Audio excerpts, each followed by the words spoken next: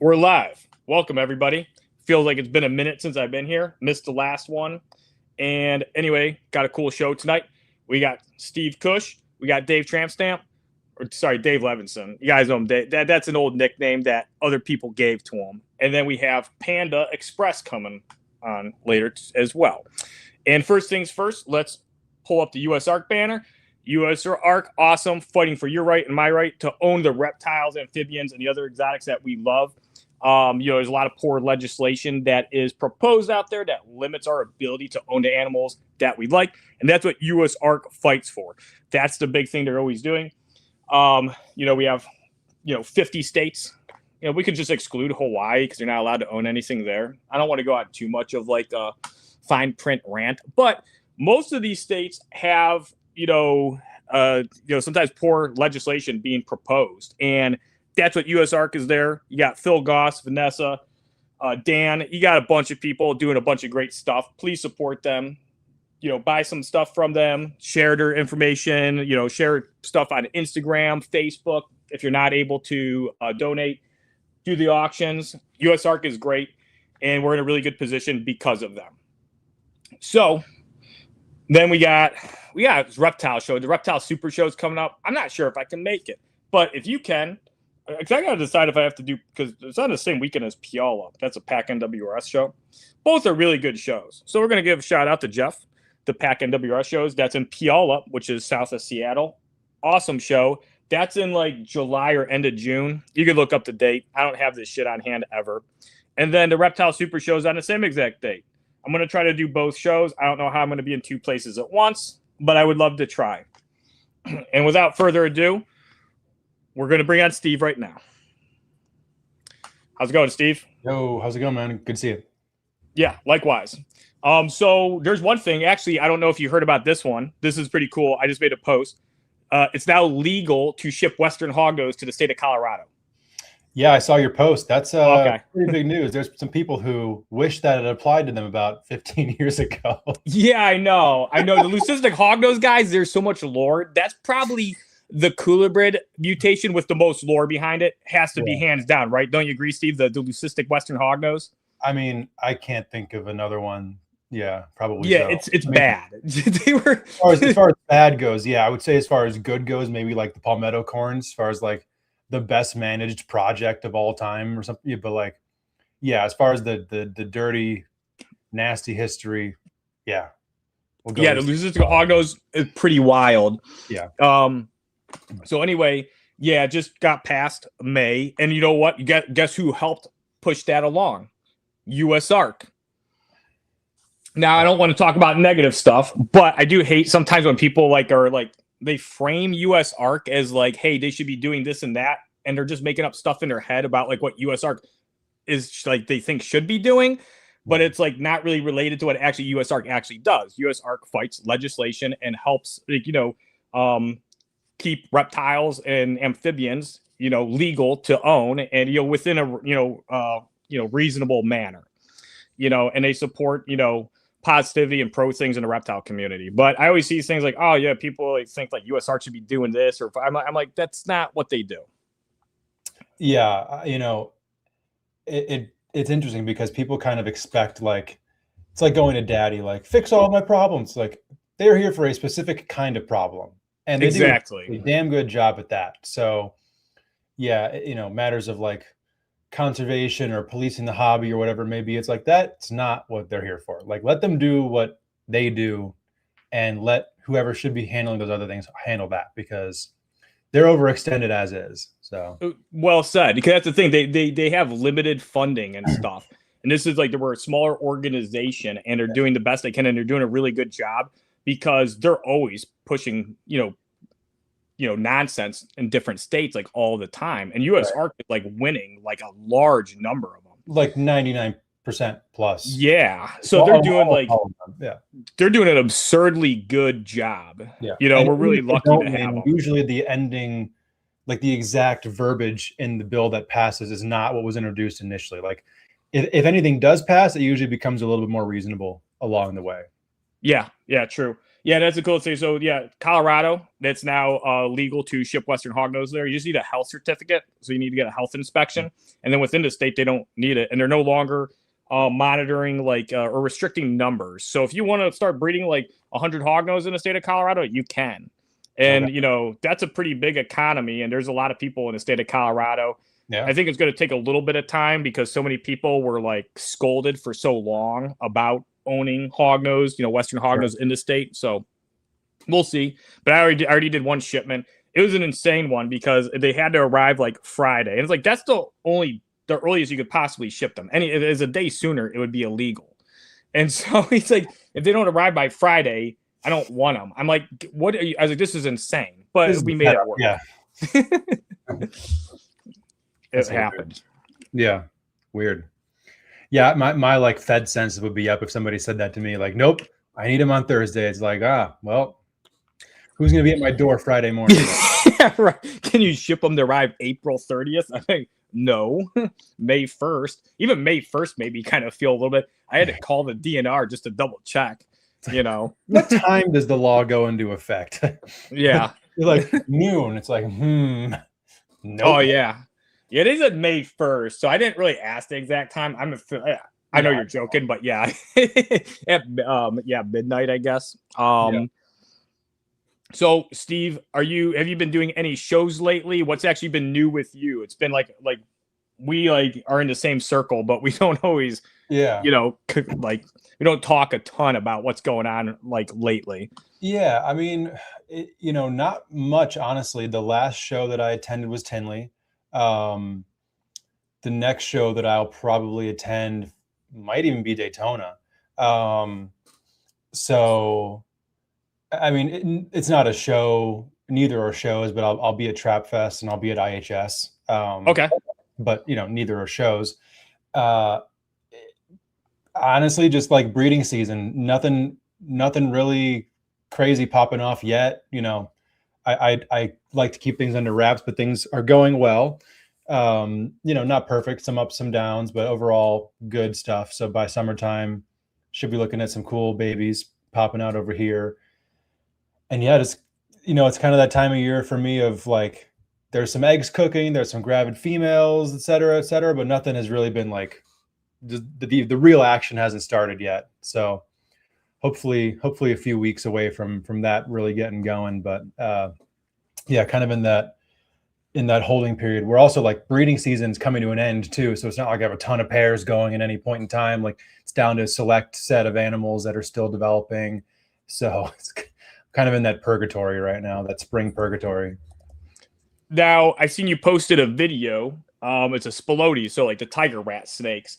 I didn't get a chance to check it out yet. What is that video? Did you just post it? It seemed like just like today or yesterday. Yeah, it went up today. Okay.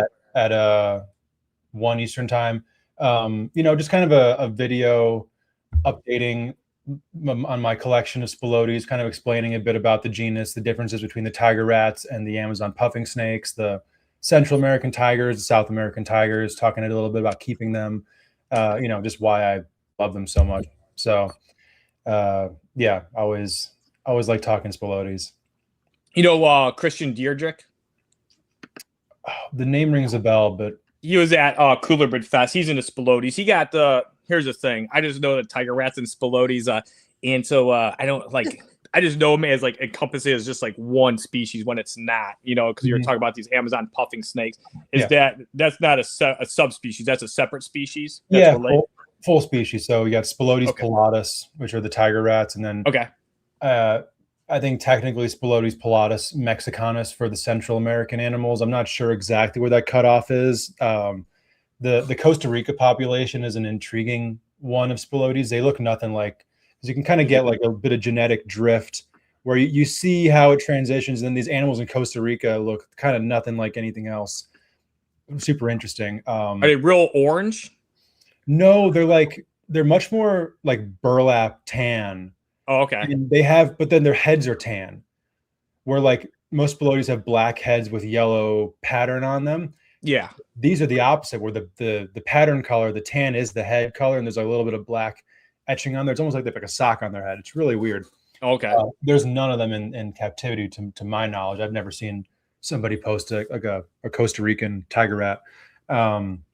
There's got to be speciation, because they literally will go as north as Tamaulipas, Mexico, and then down literally to like the Argentina border. Oh, bar. Yeah, and east to west too. So like you'll get them in Peru, you'll get them all the way east in Brazil. So they're a very adaptive and successful species then, because they're evolving and adapting all these areas. It's kind of like the South American, Central American, like I don't know, like coach whip or racer, but they're like really like racer because they're like everywhere. Exactly. And they're doing good. Yeah, it's the same. Yeah, they're definitely a least concern species. Their range is massive, but you know, and actually on one of my podcasts, I think a little over a year ago, my buddy Alex Myers, one of his professors in college, it was actually the guy who wrote the paper kind of re-describing the Spilotes genus. So we talked a lot about it, and he said that there's definitely more speciation going on there, but the genetics just haven't been done on them, that the genome sequencing hasn't been done. So, man, I'd have to imagine there are at least like 3 unique species within what are considered tiger rat snakes. Just it makes very little sense that a snake with that much range and that much variability is all just one species, from like well north of the equator to well south of the equator, right? With wildly different climates from a temperature standpoint goes. I you know, as far as their actual biological niche, the pictures that you find on iNaturalist, they're all in pretty kind of similar habitat types, you know, kind of foresty type habitats. So I'm not sure if the niches are really wildly different from one another, but the weather from place to place is obviously going to be completely different. You know, South Brazil to North Brazil to Mexico, you know, northern Mexico gets pretty cold there. So that's what I was going to ask where the Tamaulipas was. Like the Tamaulipas is pretty far north. Yeah, it's further north and towards the Gulf of Mexico. Okay. Yeah, they're not in like the Sonora Desert, southern portion of Mexico. They kind of hug the eastern portion along the Gulf of Mexico. Yeah, but you could find them in a bunch of different habitats. So it sounds like they're like in cloud forest and like rainforest and different types of forest habitats. Probably. I mean, I don't know. I can't imagine they're going super high up in elevation. Okay. I don't know for sure, but based on their biology, they don't really do like a brumation the way that, you know, your North American colubrids will. I doubt they would be super tolerant of like those, you know, 50-degree colder temperatures in the cloud forest where you're getting like the palm vipers and you know, okay. That. Well, it sounds like, I mean, like there's like still more research that definitely needs to be done, because they have such a massive range. It seems like there's probably very little known about them, actually. Yeah, I think honestly, one of the main things, I've never been able to attempt it, but from what I've heard and what, you know, would just make sense, they're a pain in the ass to catch. Oh, they look like it. They're as fast, if not faster, than coach whips, and they will go up too. And in these like dense forests, if you see a 7-foot tiger rat that's not within your current grasp, you're probably not going to get it. So unless you're Panda, you start climbing the tree. Hi, Panda. How's it going, Panda? Hello, how are you guys?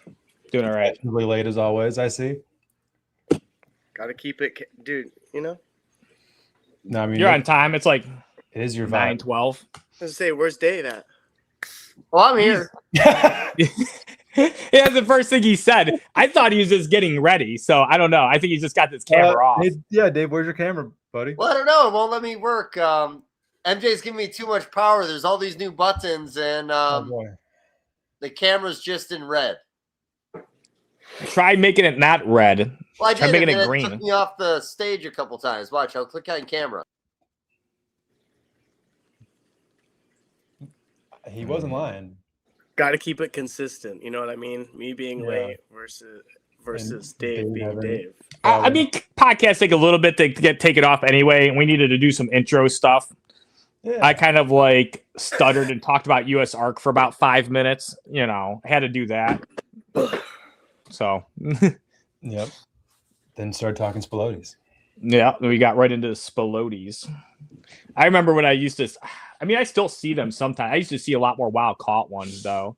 And when I'd see them, I'd be like, man, I was like, these things are like gnarly, long, and lean. And then the first like actually big bulky ones I ever seen was actually Stevens. I was over there and it was like, I don't know, like 7 years ago or something. I was like, oh, those look really good when they're healthy. They look a lot prettier when they're healthy.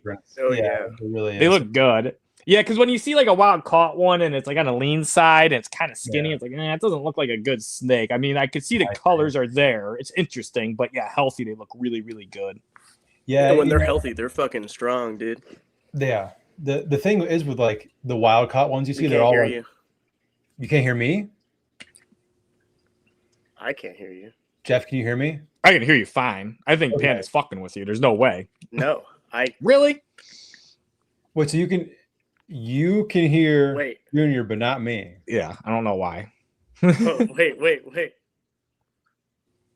Okay, both of you talk. Hello. How's it going? Okay, now Steven talk. Hi, Panda.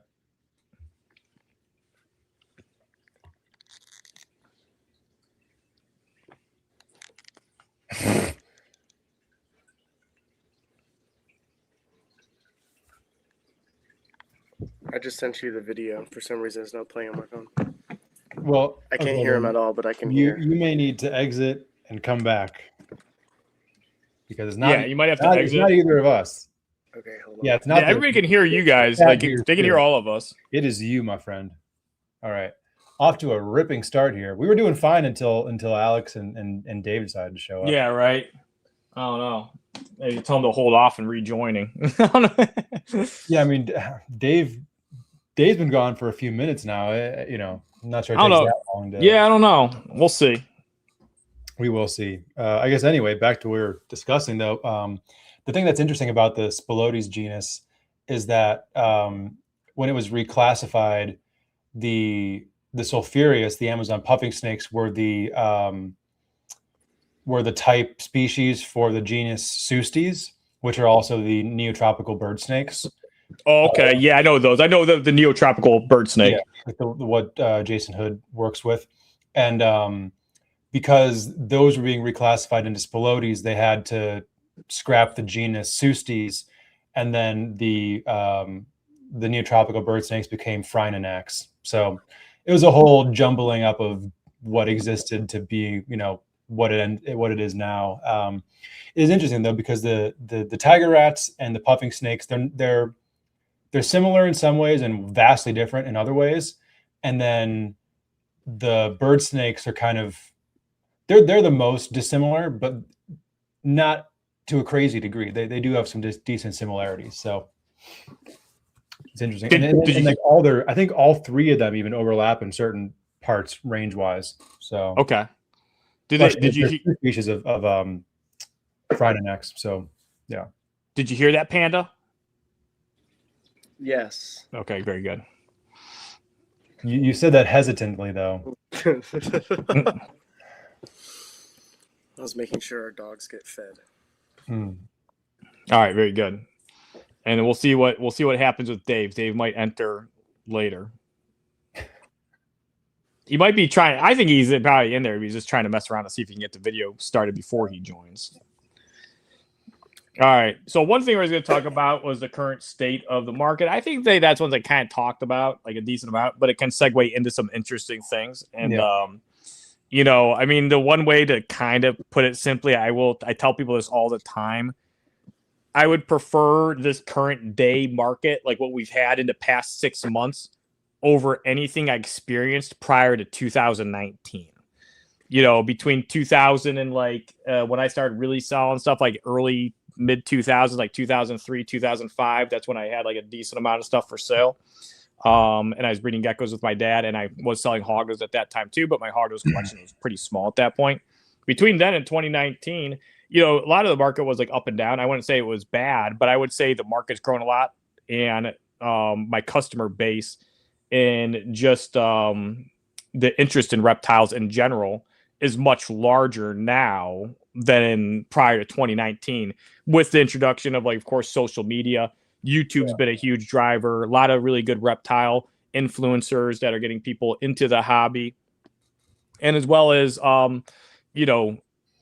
emerging growth in China and like Hong Kong, because those markets were a lot smaller. Yes, Stephen, a lot smaller in like the mid like 2000s, and then now like China and Hong Kong market is pretty big. So I think people just got a little too used to that 2021, 2022 free money bubble where it's like they printed out of $5 billion and handed it to everybody. People are like, man, I wish that would come back. You don't, because you're gonna get more inflation. Yeah, if we did that again, the average home price would be like $1 million. It is. Yeah, they can't. They're going to do it again, I think, but maybe in like 8 or 10 years they'll find a reason. They've got to space it out. After the U.S. has already gone bankrupt and we've defaulted on all of the treasuries, and then we're going to be like, we're going to print another $2 trillion. They're hoping AI figures that out.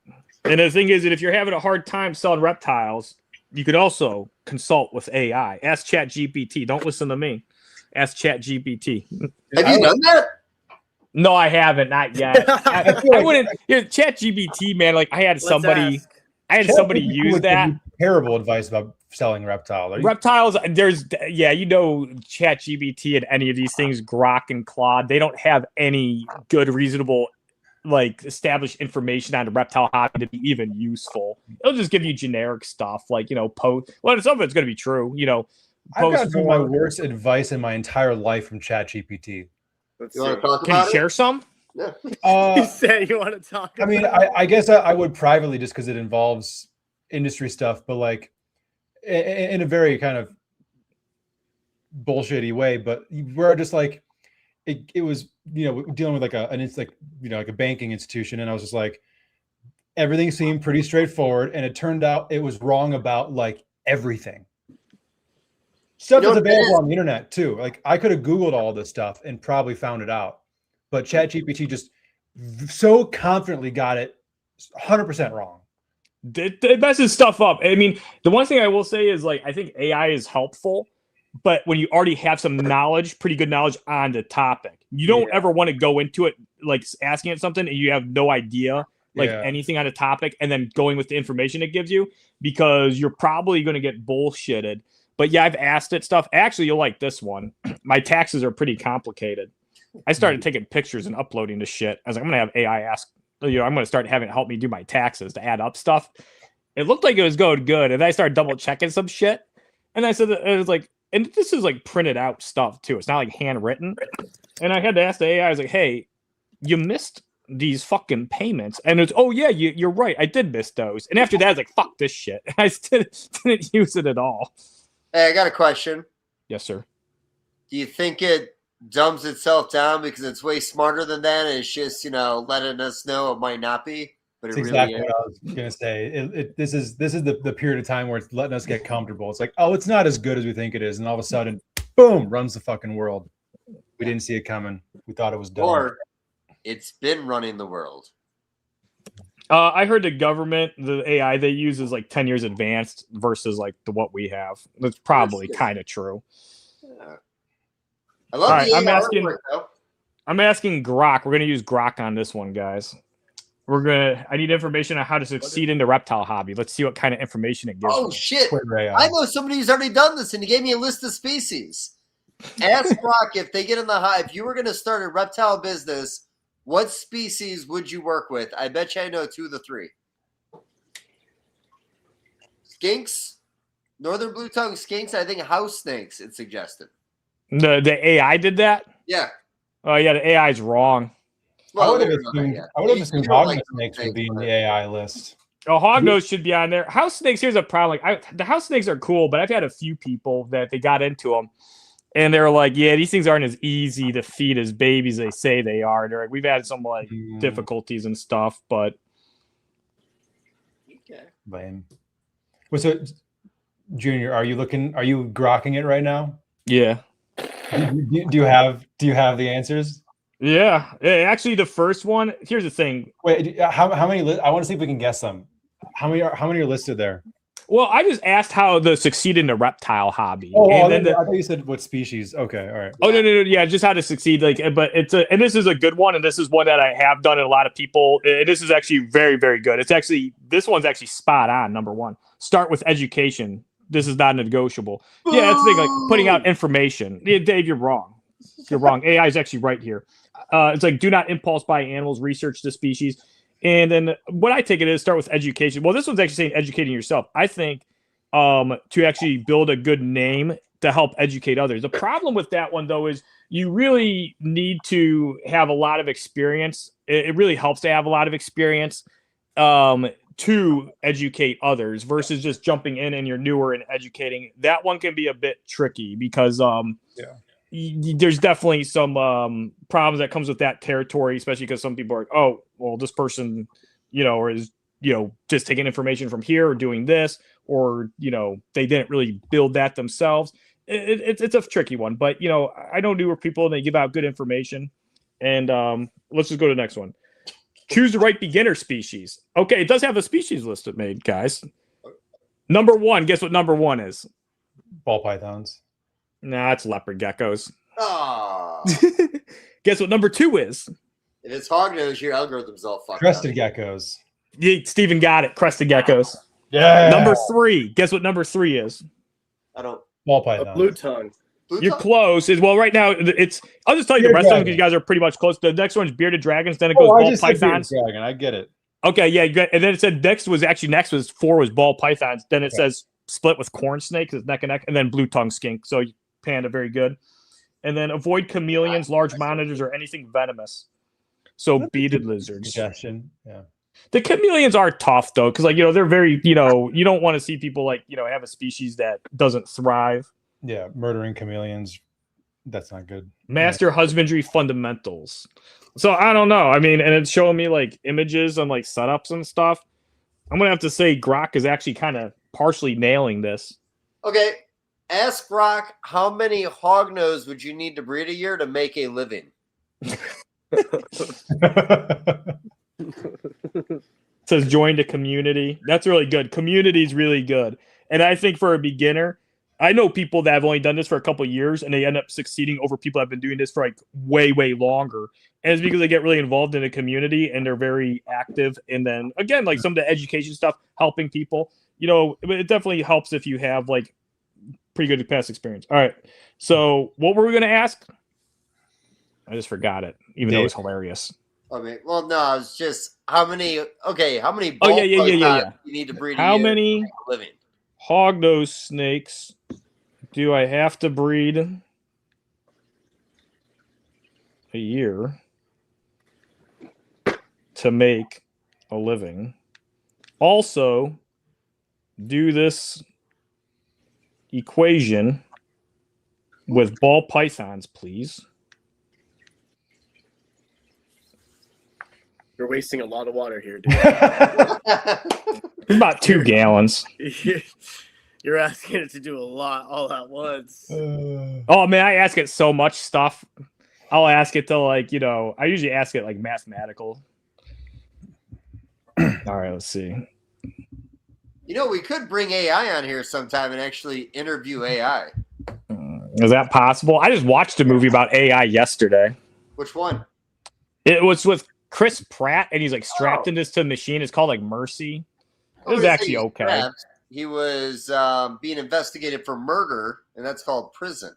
He was strapped into the chair, dude. Yeah, well, they were going to kill him. Jury and executor. Yeah, he had to prove himself to the AI that he was the whole thing was afterwards is they're going to have to dismantle it. It was a pretty good screenwrite, I guess. The story was okay. I enjoyed it. I liked it too, actually. All right, yeah, Crystal and I just started playing. I've been sick, so we're just kind of laying down, and she's got sinus infection. I have ulcerative colitis. I had to take steroids. The steroids really mess you up. They make you angry sometimes, man. That shit makes you angry as shit. Breeding hognose snakes or ball pythons full time to make a living. 50 to 70K net profit a year after all expenses in Columbus, Ohio. So this bitch knows I live in Ohio. Is extremely difficult and rare with just one species. Most full-time reptile breeders either one have huge diverse collections, hundreds of animals across species.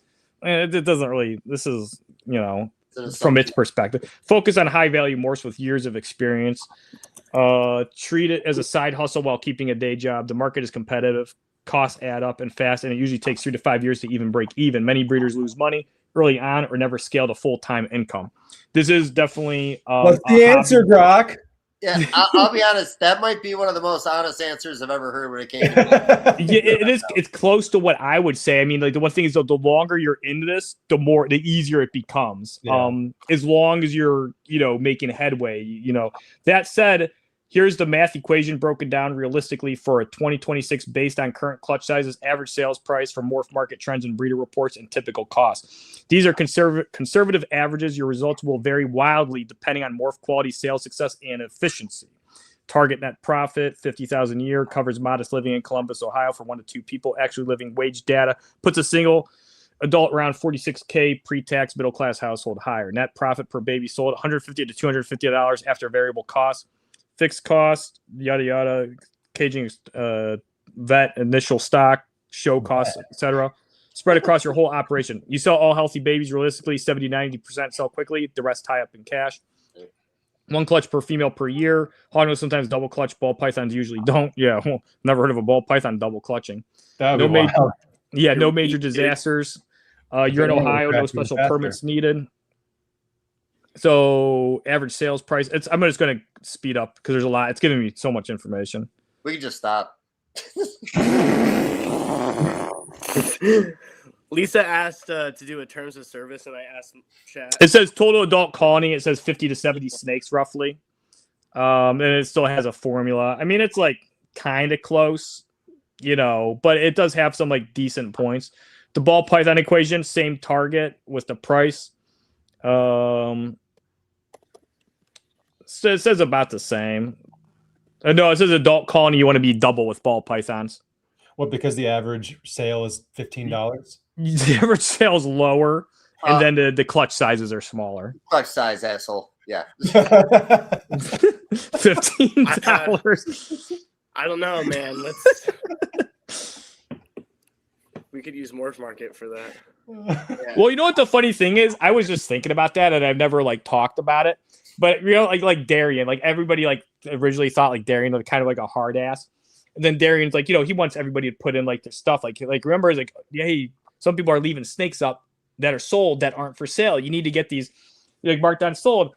I'm like, man, why is this guy want to like have everything so fucking like, you know, he's so particular. I was like, God damn it. I was like, we're all a bunch of slackers. I was like, what if I want to leave it at like, and I'll just tell the person, hey, it's sold, but I have another one. And I started realizing I was like, oh, he wants to really accurately collect data. That's why he's doing this, is my safe assumption and guess. Because he does all these analytics and reports. So the reason he wants everybody to kind of stay up on the ball on this stuff, because actually my profile is a testament to that. It's horrible for him. I have like 800 snakes on there over the 5-year like past period that are essentially expired and on hold animals that have all sold on Morph Market, but are not put into the analytics because I never marked them sold. I'm like, oh shit.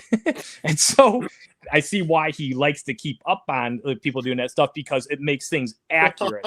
When you got people like me, I really fucked it up, honestly. The hognose sales should be quite a bit higher over the last 5 years. Like if he was here, I'd be like, hey dude, you know, there's like, look at my profile. There's like 800 on hold over to like, I was like, those are all sold. I sold them all on Morph Market, but I can't do it now because my whole inbox would be all screwed up. It'd look weird.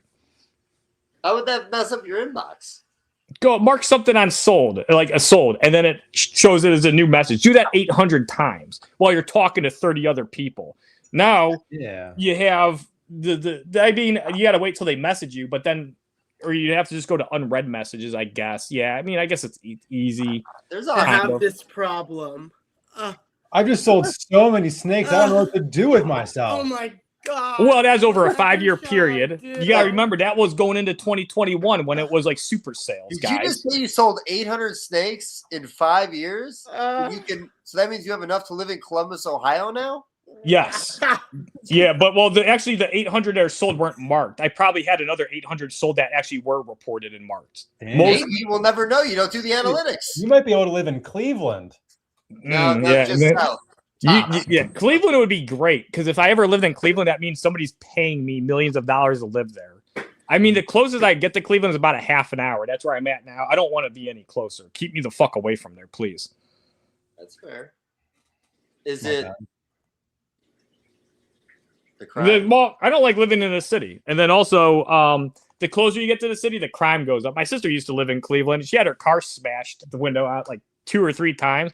The one time, because they stole all of her change out of the console, they got her heart sunglasses and a Pocahontas blanket, and like a couple pencils. And then the other time, it was something, they took like her Stitch backpack or something like that. I don't know. You should have put up something about the Pocahontas blanket until someone found a homeless person using it.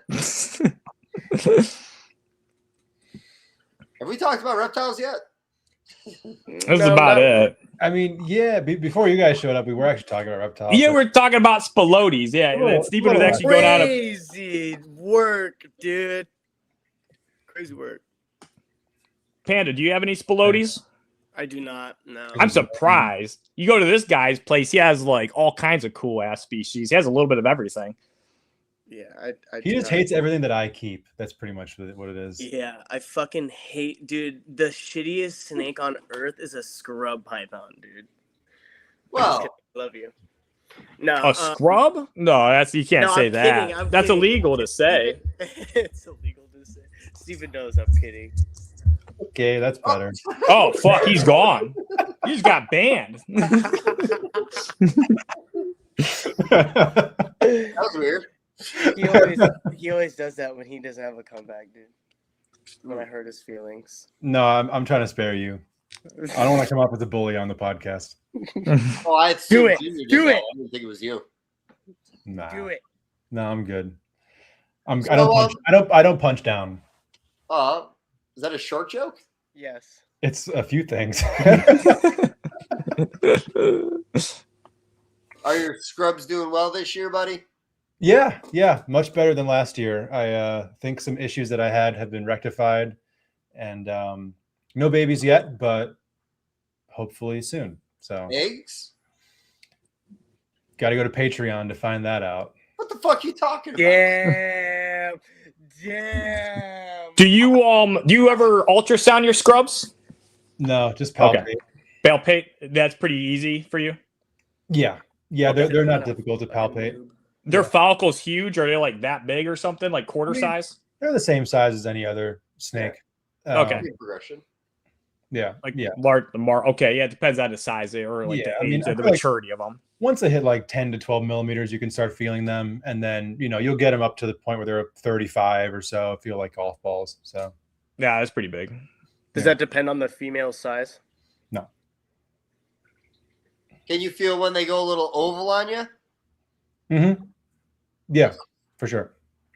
So yeah, they're pretty easy to palpate, especially just kind of get them going up into an enclosure, and if they can like get them to hold the tension at the front end of their body, that the back third of their body, back half kind of relaxes nicely. So it's pretty easy. How many scrubs did you pair this year? Like females? How many females did you breed? I tried a bunch. I think ultimately like ones that I would have a real shot at was like 19 or 20. Oh, wow. It's pretty good. Who else? Mm-hmm. Good for you. I like that arrogant way you nodded your head when you said yes. Yeah. I got a bunch of them. I'd hope I'd have enough breeders by now. So yeah, Dave's breeding a lot too. Dave's had a pretty good cooler bred season. He's doing a lot of pairings. It's been a good year. I'm gonna drown in ball pythons. That's nice. AI will be happy. You just ask Grok how to move them. You'll be good. We'll Panda? do that after the episode. I don't want to give it away to everybody for free. Join my Patreon. Join Dave's Patreon, guys. I mean, I'll tell you guys off the show. I just don't ever talk about things publicly until there's babies. Just superstition. So that's cool. I can understand that one. You tell people you're going to have like 100 of this, and then you have like 40 of them, and then it's like. Yeah. And what I also don't like too is like if you post a clutch, people will be like, "Oh my gosh, congrats on the eggs. Let me get on the list." And then nobody ever comes through. So I'd rather just post babies. So if anyone's like, oh my God, I really want one, it's like, here's one right now. I'll be honest, it's been that way with children's pythons this year. Bree's been posting them, and honestly, she's getting all kinds of emails. People say they want them. Yeah. Children's are cool. Panda, what do you got breeding over there right now? Just him, you know what I'm saying? Type shit.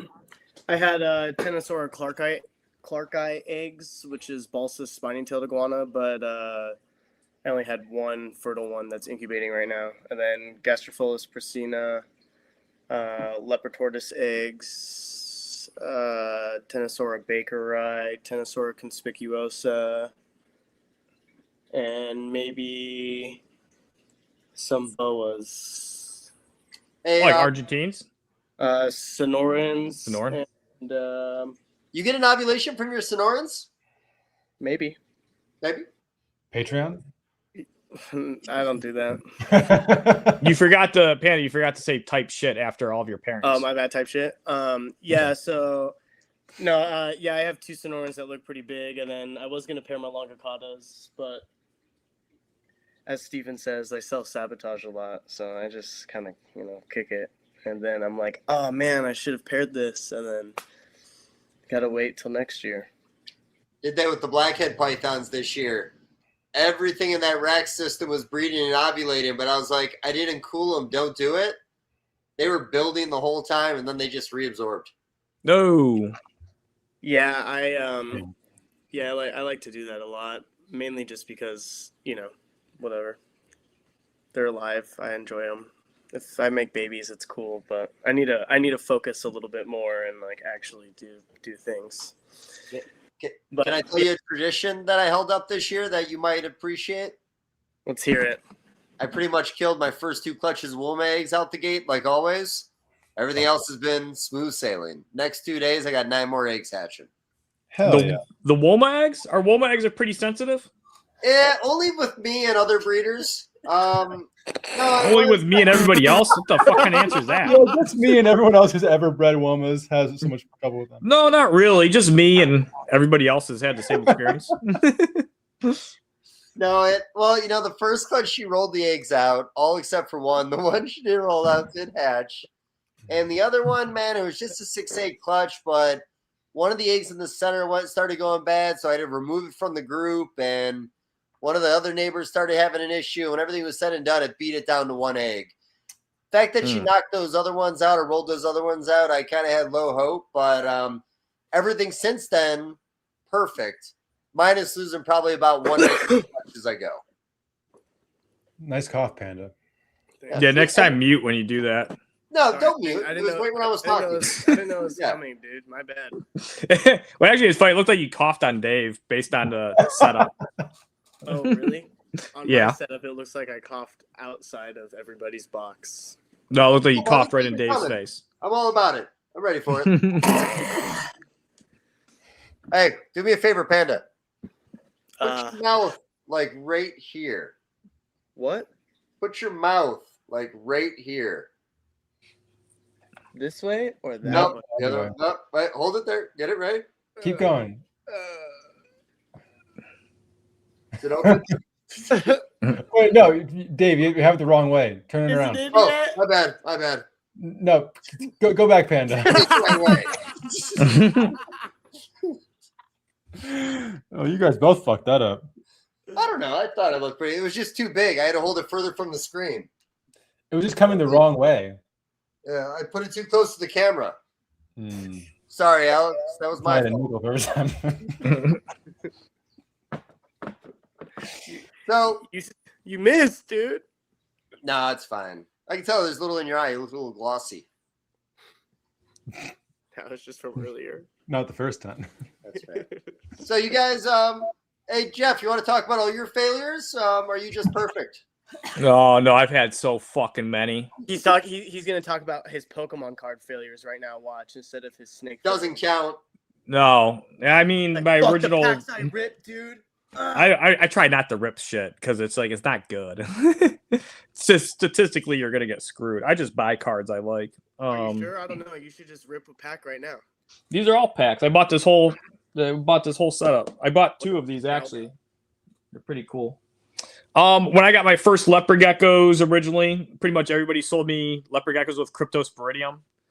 Hognose snakes, I was sold when I was 15 a bunch of stuff that was supposed to be het that wasn't het, and a bunch of stuff that was like oversized and like they just didn't breed for the person. That was early on. Got cryptosis 2 different times early on from reputable breeders with leopard geckos. There's like, that was just early on. And then, yeah, I mean, I've been screwed over a bunch of times. So what you're saying is you've never failed, but people have failed you. Well, if you want to call it that, if you're, I like this whole thing, like Steven's being accused of arrogant. No matter what I say, you have an arrogant twist on it. Yes, you could phrase it like that. But yeah, I mean, the thing is, like, that was earlier in the reptile community, and yeah, I mean, that's usually how people get fucked over. Is not because, like, whether the person knew it or didn't know it is kind of irrelevant. Is it happened. I mean, it's definitely relevant. Obviously, if somebody's knowingly doing this, it's very, very bad. But I'd say, like, back then, it's like a lot of people just want to stay blissfully ignorant, and they're like, whatever. But, more recently, I'd say over the last 10, 15 years, things have gotten like a decent amount easier because, you start to learn, how to quarantine properly and, how to mitigate things. And, as you start to make money, you save some of it. So you're not, always going like paycheck to paycheck. Investments. I've done some really poor investments. I overinvested in Swiss chocolates, and it wasn't so much I overinvested. Like the very last order I got were very poor quality animals, and it was a waste of about $150K. Skull face, I got kind of screwed over on that one because it was going to end up being neurological. It's hard to manage a collection. I've had health issues. Hey, I don't want to interrupt you on that, but we talked a lot of shit about Skullface, but a lot of your Skullface stuff is A-okay, right? Yeah, I mean, that's the thing, and I've stated that. I mean, all the original information on the Skullface being neurological all came from me. The originator wasn't releasing it, and nobody else was. One other person, after I already talked about it, said, yeah, I have one, and mine does that too. And that was, like, pretty much all of the other, people that really chimed in. Steven? What is Skullface? It's an incomplete dominant mutation, and of course, Western hognose snakes. It reduces, it obscures pattern, mainly applying to the head, but it actually distorts and reduces pattern on the body as well. It also sometimes changes the eye pigmentation.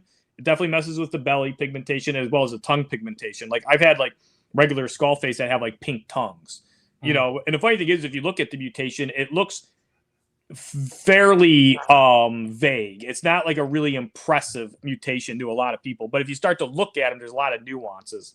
That one I think is a lavender skull face. It's poor lighting, but the one that Dave's showing, that one's, it's not lavender, is it? Yeah, it says right there, lavender. Okay. Yeah, it looks like a lavender. Even that picture is like fucked because of the lighting. How about now? Yeah, it looks like a lavender, but anyway, that's a really high expression one. Not all of them have the completely naked head. Some are just the head pattern just reduced. Gotcha. But yeah, anyway, my original group, I bought those with some like frost albino stuff, and it was like like $80,000. And so I started producing them, and the very first I noticed right away, like some of the skull face that were condas, because I bought like 7 of them. They were kind of wonky, and I noticed right away. I was like, hey, these things have like mild neuro issues. And I kind of called it out immediately. I was like, hey, these ones are neuro. I've noticed all these ones that are neurological are also conda. So I'm wondering if conda exacerbates it. I had an Arctic skull face that was neuro too, but it was so minor. The average person wouldn't even know. And I didn't know for like, you had to really pay attention, and it would just do weird stuff like once in a blue moon. It never did anything bad. Yes, Dave? So, again, back to the conversation with Nick Mutton. Pattern mutations typically can come with neurological issues or deformities. So you're taking a conda pattern and you're taking a skull face pattern later on too. That's probably where you're getting more retarded animals, right? Yeah. Well said, Dave. Really good verbiage. Very good verbiage there. Yeah, that's a very professional way to say it. Actually, is better than what I was going to say. But yeah, retard knows retard, baby. Anyway, yeah, because what the skull phase is doing is it's inhibiting protein pathways that are affecting pigmentation to go where they're supposed to go. So what's occurring is some cells that are being inhibited from proper migration that pertain to pigmentation. There's other cells that pertain probably to the animal's equilibrium that are being inhibited too. So most of the time, those, proteins are going to where they need to be, and in other cases, they're getting obscured. And some of these ones on the higher side of the spectrum are getting obscured to the point where the animal's neurological. But I will say it's a small percent of them. If you produce like 100 skull face, expect about 95, 92% of them to be about perfect and then notice like basically nothing. And then like anywhere from 7%, 8% to have some form of like a neurological issue. 3 to 4% of these, the top ones, be somewhat pretty noticeable, and then maybe 1% being severe. So it's not as bad as a spider ball python. And then also hognose are a lot more active and move a lot more than a ball python does. So it might be a little more noticeable. But I haven't really had any skull face that are like flipping upside down on their backs or like corkscrewing really bad. But I do have some that will sometimes do the head flail like this. But they all eat and drink fine. Yes, Dave? Didn't you give me a skull face that did everything you said they don't do? Yes, but you know the full story behind that one. But thanks for bringing it up. I have had 2 skull face that were really, really severe, and I have talked about them before, and I didn't mention it now. Thanks, Dave. But those were twins, and they hatched out very small with very diminutive heads, and they were very domed. So that definitely exacerbated it. I don't think it was just a coincidence, and those 2 were very severe. They would actually be, they were like a bad spider ball python. They were like flopping and stuff. And they were doing pretty good. And then the one dropped dead. And then, Dave, you got one. Yeah, Jeff said just don't keep water with it. So I kept water with it. You not a big water bowl. Yeah. Yeah, it drowned. Yeah, not good. Not good. Yeah. So that was that's the worst part of this. So anyways, when skull face, you definitely don't want them to come out like twins or to have like from a let's say have some type of issue during embryogenesis. Let's say because sometimes you'll hatch out to form small babies naturally. If it's also a skull face, it's probably going to be exacerbated. So. Did you guys see the post that they proved out a recessive eyeless corn snake project? That's terrible. Who did that? Who's breeding that one? Lex Luthor? Man, there are certain things I'll never hear unless I'm on this show. That's fucking insane. Who's breeding that one? PETA? No, it's a well-known guy. Oh, who's that? Well, I'll know. He's well known now, huh? Well, he's like, I don't want to say now. No, it's not that I want to. Who was involved in the Palmetto Project? Let me make sure I'm not throwing the wrong person under the bus. Well, that's Don Soderbergh, and then like Travis Whistler. It's Don? Let's look it up right now. Who's got their phone? Race. Don Soderbergh. Ask AI. Nobody look at just ask AI. Nobody has AI but you, buddy. I bought my own. Who invented eyeless corn snakes? Ooh. Don Soderbergh, he's a good guy. I like that. Here's the thing. If you proved it out, it's recessive eyeless corn. I mean, that's fine, I think. But if you continue to breed them, that's the point where I'm like, all right, maybe stop doing that. So, for the record, he was very responsible about it. Very good. Yeah, that's the thing. Right. That's what I figured. Animals. I figured that. Yeah, it's been hold on. Okay, so hold on here. Oh, interesting. Looks like a skull face with no eyes. It looks like the fish that live in caves. Yeah. This is called evolution, guys. They don't want to see what's going on around them anymore in the hobbies, so they're born without eyes. Well, it's got the 2 dots on its head on the parietal scales or the frontal scales there. It looks like it's a blood red or something. Yeah, maybe those are its pseudo eyes. Yeah, do they have to have one eye? Is that a wiener joke? No, it's just a joke about genetics, but yeah. It's like the scaleless head project joke. Oh, remind me of that joke. I don't. You just the joke is anybody who bought a scaleless ball python, I guess. That's the punchline. Speaking of, let's give a shout out. Did you see Bill's scaleless albino ball python he made this past week? No, it's probably pretty looking. Yeah, it's pretty nice. It's a scaleless. Yeah, yeah. You don't know about that? No, what's he doing with that? Selling it as a pet? Not our bill, Steve's bill. Oh, okay. Steagle. Yeah. Oh, I didn't see It was that. his cap of his ball python breeding of 30 years or whatever. Yeah. Huh. Interesting. Yeah. The I wanted last to make a blind joke, but there were so many scaleless jokes to make, I just walked away. All right, we have this. Taylor wants to know, I just joined, but can you guys talk about mixing Axanthics with other recessive genes? I think that one's it's a very generalized question, but Axanthic is a very popular recessive. And the funny thing is, even if like Axanthics like aren't like, let's say in the species, they're not like the craziest or best looking form of Axanthic. Like you're gonna say some Axanthic ball pythons, for example, as adult aren't really that impressive. But then you could do things like Axanthic DG and it looks like amazing. So I think whether you're working with corn snakes, ball pythons, hognose snakes, Axanthic is a really big staple gene mutation that looks really good once if you have a lot of other gene combinations to put with it. Storm clouds and hognose snakes, the Axanthic sable.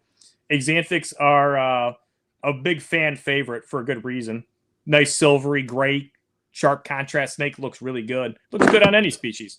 Panda's got two hands up. What's up? Yeah, fuck you, Dave. No, what's a storm cloud? It's an Axanthic sable, double visual. What's a sable? Sable is a recessive mutation that increases melanin. It also what's the melanin? No. Melanin is black pigmentation. The sable gene also accelerates iridophores. So you have a higher iridophore count, a lot of melanophores, and then also bolsters other pigmentation as well. So sometimes you'll see more oranges and stuff like that, base colors. So if you breed two sables together, into blue sable. That's a storm cloud. Yeah, they're very bluish as babies. Yeah. And that's because of the iridophores on them, and then the lack of other pigmentation. And so really you just have these gray, kind of like dark black, like silver gray tones, and then you have the iridophores refracting back shorter light wavelengths, and this nice iridophore count making them kind of shiny, and refracting back these light short wavelengths are making them look blue. So that's why storm clouds are so popular. What was that? I was going to say also, if she wants to refer back to our Nick Mutton episode where you debate how he says Axanthic does not exist. He says Axanthic is, no, he doesn't say that. I mean, I appreciate it to set me up to win the argument even better, because that's like a horrible take. But no, he says an incomplete dominant. You could watch that one. Watch his debate on that one. Nick, the first time Nick utterly lost to anybody in a debate is to me. I'm declaring it now. Check it out. You could agree or disagree. Just you go in there and leave a comment. I don't think anybody commented. Smashes Nick. It was fun. Nick I mean, Mutton I like Nick a lot. He's a hell of a smart guy. I like he's got very interesting takes, and he's got a heck of a lot of information. But on the Axanthic thing and that a lot of the incomplete dominant, I mean, it's a very interesting, perception and take on, just the semantics of, genetic mutation, like criteria, what it means to be recessive or incomplete dominant or dominant. And so I did like that debate. I think he framed it in a very interesting manner, but I still err on the side of, kind of just basic Mendelian descriptive genetics. And that's one problem with a lot of these genetic terminologies. A lot of them are very description based, like the kind of like the term co-dominant. So I mean meaning two and dominant. So there's two existing dominant mutations at a given time, but they have this really weird strict criteria that they have to be simultaneously expressing at the same time on an individual, but not really interacting, kind of like a black and orange cat, because that's a example of co-dominant, because the black cat is a mottled black and orange, and the orange and black really isn't overlapping. Like there's no hairs that are half black, half orange. And so that's the descriptive topic. It's ridiculous.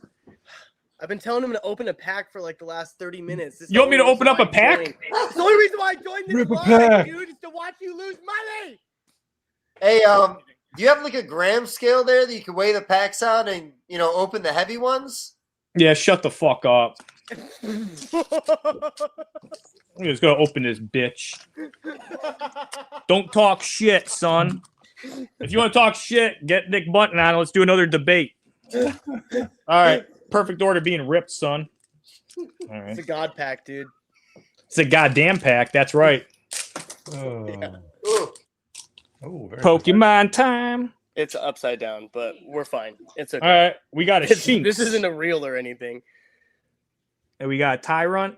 I don't know who that is, but Yeah, It's a dinosaur. Yeah. We got I a know who seal. that is type shit. The fuck is that guy? What the fuck? That looks like Yu-Gi-Oh, dude. What are we That's doing? Dubblade. Okay. God damn it, a Pokepad. We don't need that. unbelievable. What the fuck is this? Dude, it's the new stuff. They kill you with it. What is this? Shaman. Shaman. Is that one shiny? Yeah, it's a hollow. That might be the hit. 27 cents or what? Oh, god damn it. I got a leaf. Ah, It's unbelievable. like growing energy. Dang, I need to open a pack now.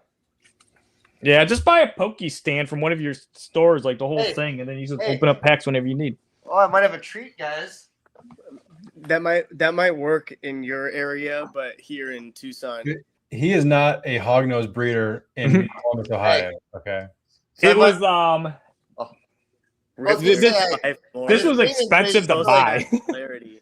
I Dude, might have something good. I've been saving it for a special occasion. Oh, I've got yeah. these Stormtrooper trading cards in the That's original Desert box, Storm. unopened. it's Desert Storm. Those are from like the 90s. Yeah, there might be a Ugh. Bin Laden in there. you should only open half of them, dude. First off, no bubble gum. Kind of disappointed. Maybe they No 30-year-old bubblegum. Yeah, the Superior, Derek. Yeah, Derek pointed out. That is it's a nice reverse hollow Superior. Not bad. I got the Syria card. Ooh, you got Syria. Yeah, Syria Let's fire. go. Get that graded right now, dude. Shout out to Syria. Goldsboro, That's one of Okay. yours, right, Dave? F-14 fighter.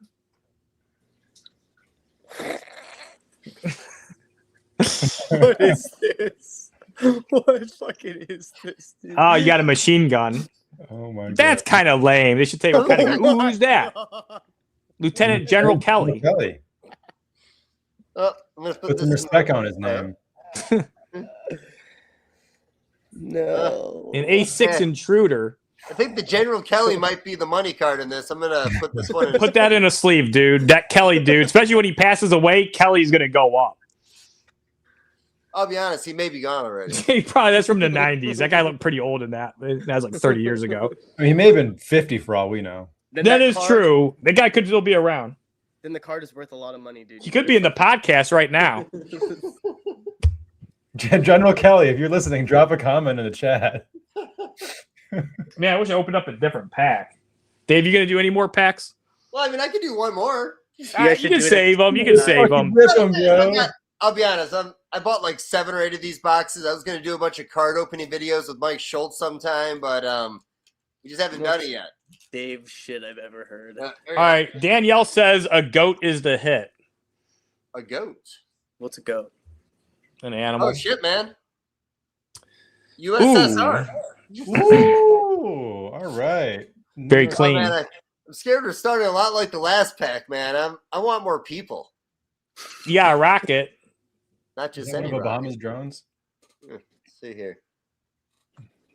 Damn, man, a lot of equipment and more. Anti-chemical gear. All right, I'm gonna put that one in this pile. This is interesting. Damn. In the Oh, trenches. yeah. Yeah, parachuters. Damn. Or it's like they drop it off cargo.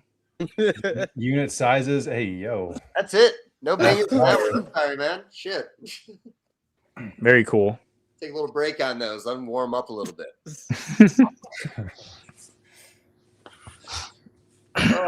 Okay, well, I guess we should probably do an animal topic. Yeah, we can do that. Anyway, I'd say the one topic which we already kind of touched on, the reptile community, the market we're currently at. I think I think the one thing is to be content with it, and then to go to more shows, promote sales. Unless you're doing really good with sales online, you don't always have to go to shows, but we did quite a few, and I'd say most of the stuff's been going pretty well. I don't think I'm not dissatisfied with the market. I mean, it could be better, but I mean, you you gotta deal with what you got. Is there a show that you always do the best at, and is there a show that you go to even though it's not the best? Yeah, kind of. You basically described the two good ones would be like Pomona and like Tinley, and then you described like selling wise. Good, yeah, those are good. And then basically Hillsboro, Oregon, because it's like outside of Portland, and yeah, I'd say that show's not bad. The problem is it cost me like fucking $2,900 to do the show because I gotta fly out there and ship everything, and then I pay for a table, so it's a bit challenging. So the cost of these shows is one of the challenging things for me.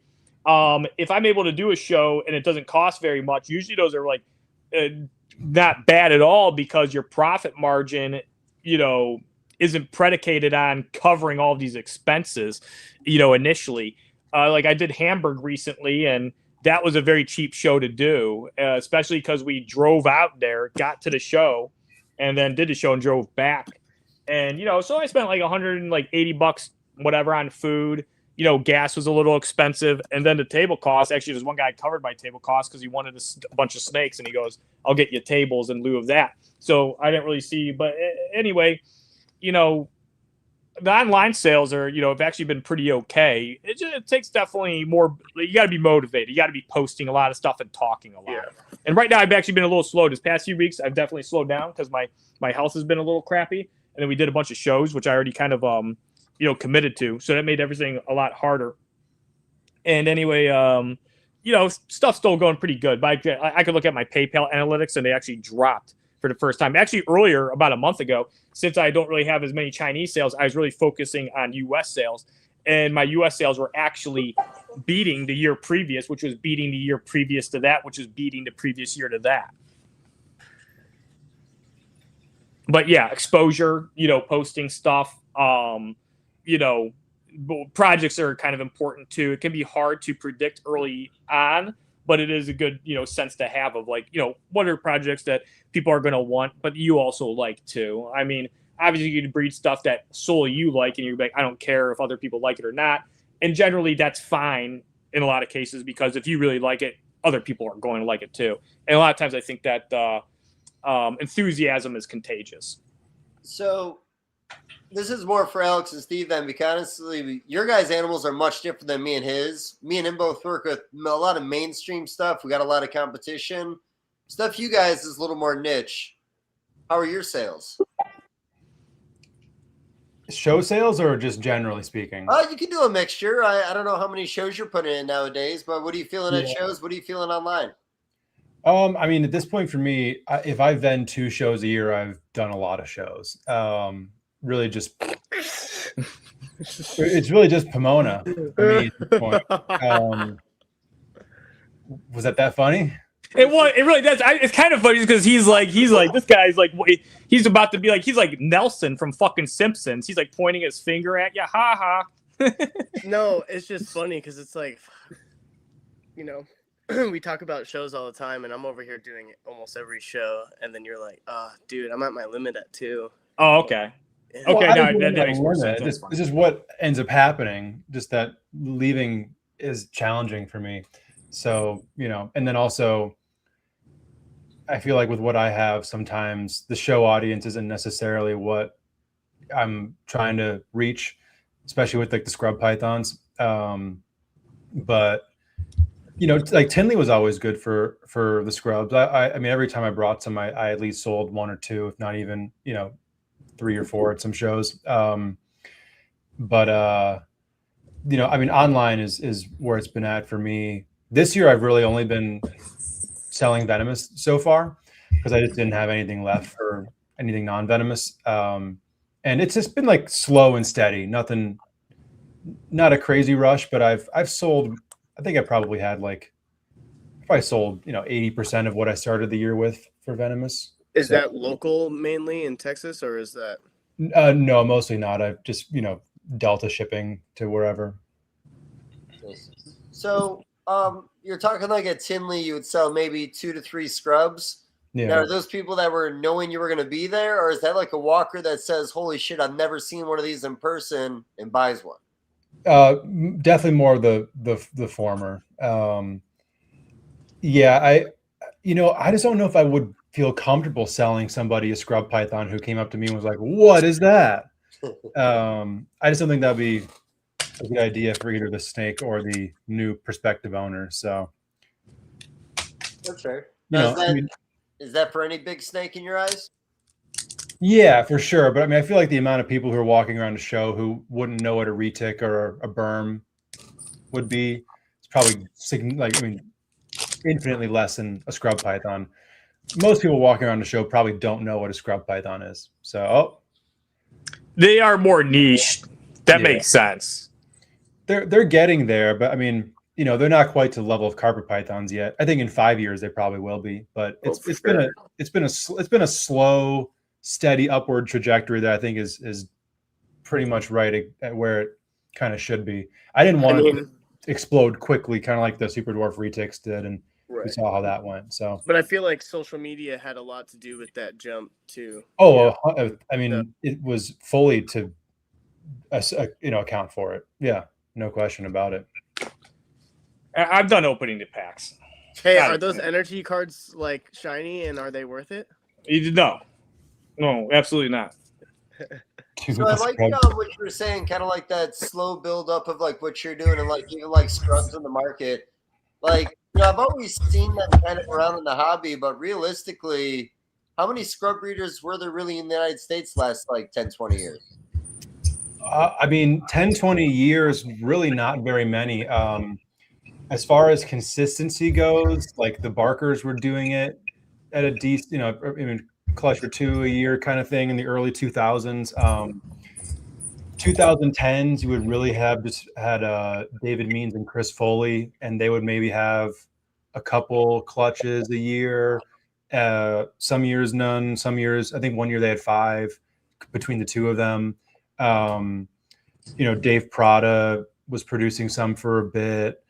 But then, currently there really isn't anybody who was like a mainstay of scrubs back in the day who are prominent now. I mean, the only people who've been kind of doing it for a long time that are still around would be Ryan Young and Nick Mutton. I might be forgetting somebody, but at this point, there's probably 5 to 10 of us who every year consistently produce at least a clutch, which is, way more than there have ever been before. When Panda and I were first like into scrubs, he was in them before I was, talking about them and stuff. If there was a clutch of scrubs a year in the US, it was like, whoa, holy shit, somebody bred them. And I think in 24, there were like 20 to 25 clutches in the US. So crazy. Yeah. Like that would have been, that was probably more than the entire 2010s decade in one season. Private sector. How much bigger do you think that species can get before it tops out? This might be controversial. I think they can be bigger than carpet pythons.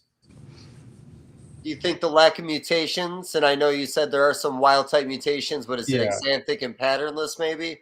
Yeah, there's axanthic and patternless in a few different forms. But they have so much variation that I don't. Yeah, and that's the thing. Like, I don't think that'll be necessary, especially when it comes to. Barneck scrub python's probably the most naturally variable python in the world. The northern / Wamena types, they have an insane amount of line breeding potential. The quote unquote Highland phase southern scrubs are really like orange ones, same line breeding potential. Halmahera scrubs, insane potential for line breeding. And then you have the ones that are like the Moluccan scrubs, the Aru scrubs, which are just maybe the Aru scrub might be the most colorful python in the world, period, naturally occurring. They're like orange and purple. Wow. And they get better into adulthood, where Moluccans kind of like max when they're like 3 years old, they look their best and they kind of slowly trend downward, especially females. Arus keep getting better and better.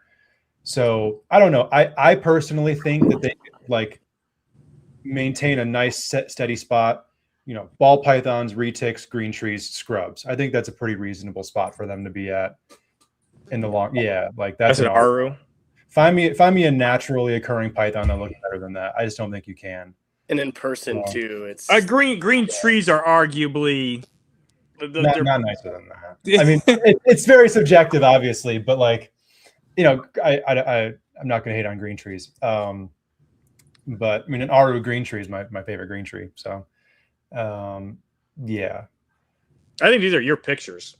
Yeah, they're both my pictures. Did you Google that? Yeah, that one doesn't change. The other one did, but I was like, I think these are all Stevens. Yeah, those have both been mine so far. Yeah, I seen another one I didn't show is a little, and it is definitely yours. It says Stephen Kush. Yes, that's one of my. So you're seeing a lot of the pearl because these guys are really iridescent. You can see a little bit of this iridescent. So these guys are ultra iridescent. So in person, you're seeing, especially in natural light, you're seeing a lot of like purples and greens and blues, like nice, like rainbow sheen on these guys' scales. For sure, yeah, especially the darker ones. I mean, a Boland's python is a high elevation scrub python with some physiological differences, and that's one of the most iridescent snakes in the world. They have the same scale structure; they're just much darker. So like the northern Wamena type scrubs will be very iridescent. Some of the darker Beox will be very iridescent. Yeah, dark Barnecks as well, really iridescent. Just the darker feathers, dude. What kind of a color maturity or change do you get in these animals? Like, is it drastic, or do they look very true as babies as adults? So they go through ontogenic color changes similar to green trees, but not quite as extreme for the most part. The only exception to that rule would be the Halmaheras and the Beox. They're actually born their darkest with full adult color and pattern, but they just continue to brighten up. And actually, yeah, these last two have been my snakes, but with their new owner. Yeah, like that head scalation is. I mean, if you look top down, they have the same head scalation as king cobras. Yeah, it kind of does. Their rostral scale is insane, and then like the scales on their head are like huge. They're really broad. Yeah. Dave, what was your question? Sorry, I got. Well, nothing. I was just kind of feeling it out a little bit. Well, I guess I asked about like neonate compared to adult. Oh, like, yeah, right, yeah. Just do you show pictures like? Are you gonna have like a litter picture and here's the mom and dad? That's the best way to get these guys sold. That's a little big. I think that's a bar neck. Is that right, Steven? Yep, that's a bar neck that's had probably 3 to 4 sheds. So they're born like a brick reddish color. Some are a little bit more orange, some a little bit more brown, depending on locality.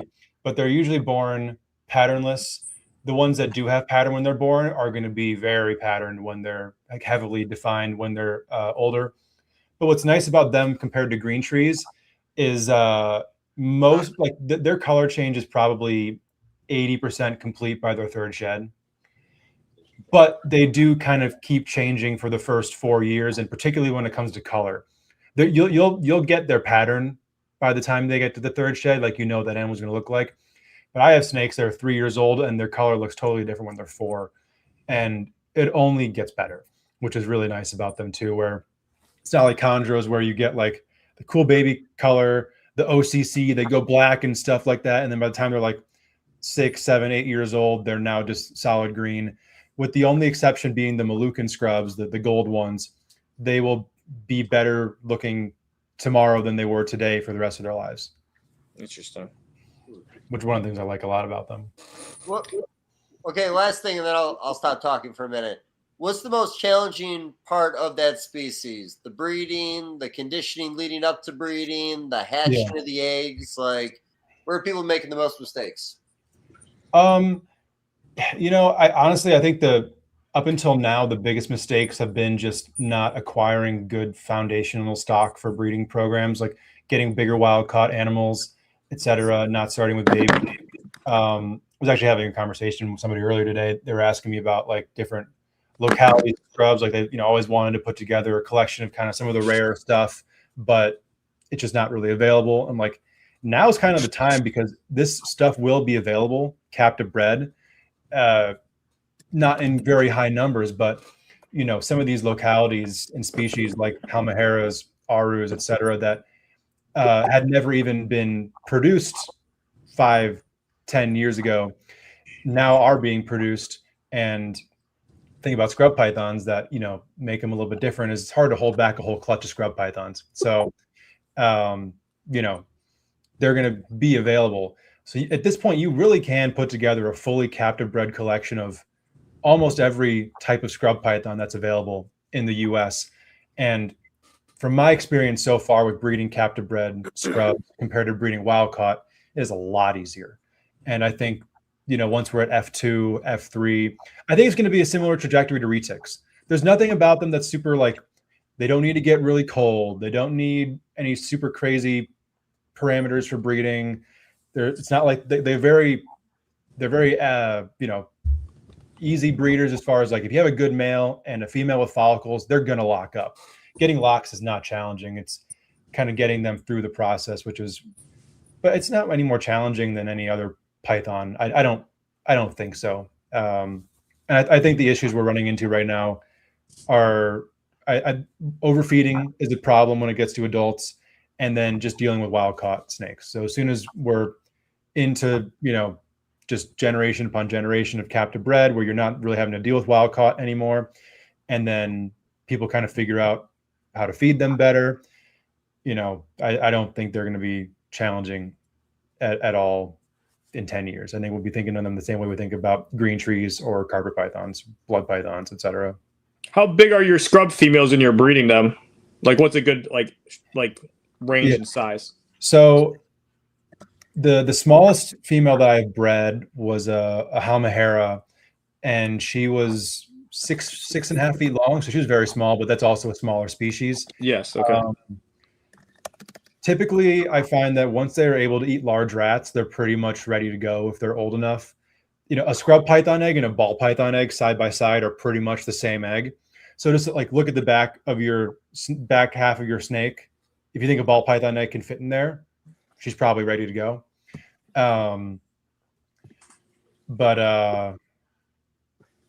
Sorry, I started rambling. What was the question again, Jeff? Just size parameter, like what you breed your females. Okay. Yeah. All right. So the smaller ones are like around 8 feet, and then my biggest females are around 12. But I wish they weren't quite so big. It seems like the excluding the Halmahera and Tannenbar scrubs, which are smaller naturally, it seems like the ideal breeding size is like between 9 and 10 feet. Okay. And that's like that thick. Yeah. I was at your place. Cleanser. Yeah, I was at your place. I seen your one like adult, and it was like I think your biggest one was pretty big. It may have been like 13, 14 foot. Maybe I was wrong, but was relatively coiled up into a small ball. You could tell it was a long snake, but yeah, they're not really. They're very lanky. They got this really cool long build. They're not like super girthy, obviously. Right, and that's what's nice is like you can kind of get that large python experience without a snake that's so heavy that like the average person can't support the snake's weight. Like a scrub python that's over 20 pounds is like, I would say unheard of. Unless you Jay Brewer that thing, you're not going to get it that big. Gotcha. So, they're like an inverse. They're like the antithesis of like a blood python. They're long and narrow. And like you could have a blood python that's 3.5 foot long that weighs more than your 11-foot scrub. Probably at least double that scrub. Yeah, so mass size, you got the squat little slug python that's heavier than your big, long, sprawling scrub. Yep. It's just whether you like length or girth is a real question, I think both are cool. I really like blood pythons. I like stocky snakes. The girth, I get it, Panda. But anyway, yeah, the scrubs are cool. Steven fucking resist, dude. This guy, I'm sorry. Type shit. Alex, Danielle wants to know length or girth. No, the fuck she doesn't. I haven't seen that in the chat. So look at the message. Oh, what? I haven't seen that at all. Well, it's a pretty new comment, but it's there, all right. So length or girth, Alex? Man, that's crazy work considering I'm looking at the live chat right now. Nobody's lying to you right now, buddy. Nobody's lying to you. You got to answer it. Stop stalling. Dude, that's crazy. I cannot. The suspense is killing us. It's making it worse that you're delaying on the response. We're not moving on until this is in my show. We're not moving on until you answer. This is a very lengthy answer. You missed my fucking answer. I guess he likes length based on his fucking response. You just missed my answer. What did you say? I said length, bro. I'm fucking Chinese, dude. Come on. Let's be real here. I'm not lacking in girth, dude. Okay. Type shit. So is sex with you like a little sumo wrestler? Nah, it's like orange chicken, dude. I've had bad orange chicken in my day. Hey man, I'm eating orange chicken for dinner tonight. You know what I'm saying? I'm not with Steven right now. What about Danielle, dude? Wasn't lying. Holy shit! There it is. There's the orange chicken. He's eating the Panda Express as we speak. Is that a White Claw? No. It's not. Oh, I like. how about you, Alex? She did answer. I like a hog is the answer. So both. That's a good answer. She's Good saying answer. She likes both. We'll stick with the first one. Crystal, you want to open up a pack of Perfect Order? I like the Meowth ones, but I don't want to open them because it has Meowth on the front. Just do it. No, I'm not opening up the Meowth one. Just do it. Which one do you want to kiss open? it for Open good your luck. Meowth. Just one randomly? Yeah. I'm going to give you this crazy Clefable looking one. All right. You should close your eyes and grab one. That would be a good. You want to close your eyes and grab one? Yeah. Come to the Pokemon store up front and grab one. Pokemon store. Mhm. Okay. You gotta go. Yeah. So I don't look. Yeah, keep going. Keep going. A little Oh, to the she's left. putting little dents A in the little to the card. left. This What? one? What? Oh, wow. Okay, keep going up. Up? Ah, right there. This one? You said you grab a fucking Meowth. Oh shit. Okay. I like Meowth. He's like the That's best. dope. He's the best one. Oh, you did not turn the ball over. Your phone. What motherfucking damn. That's Alex saying he likes girth. No, length. Sorry, length. What? That's Alex hearing length versus girth. Perfect order. Imperfect order? Yeah, so I almost Ooh. threw the cards out. that's fine. Oh shit. I hope you get the Meowth. Okay, how do I do this? Like I don't do it, but yeah, it's 2 or 3. I think it's 3. Oh. Hey, Steve. Yeah. All right. Can they Opening see it? Pokemon Yeah, they can cards? see it. What's that? You Class just- C. Are you opening Pokemon cards? No, Your body It's language. like so small on the screen. You're I'm so not. small. I got real into Pokemon about 1.5 years, 2 years ago. I'm a total nerd. I love it. Where's the camera? Oh, right here. Oh, right Yeah, there. right there. Okay. Rowlet. that was crazy. Hell yeah.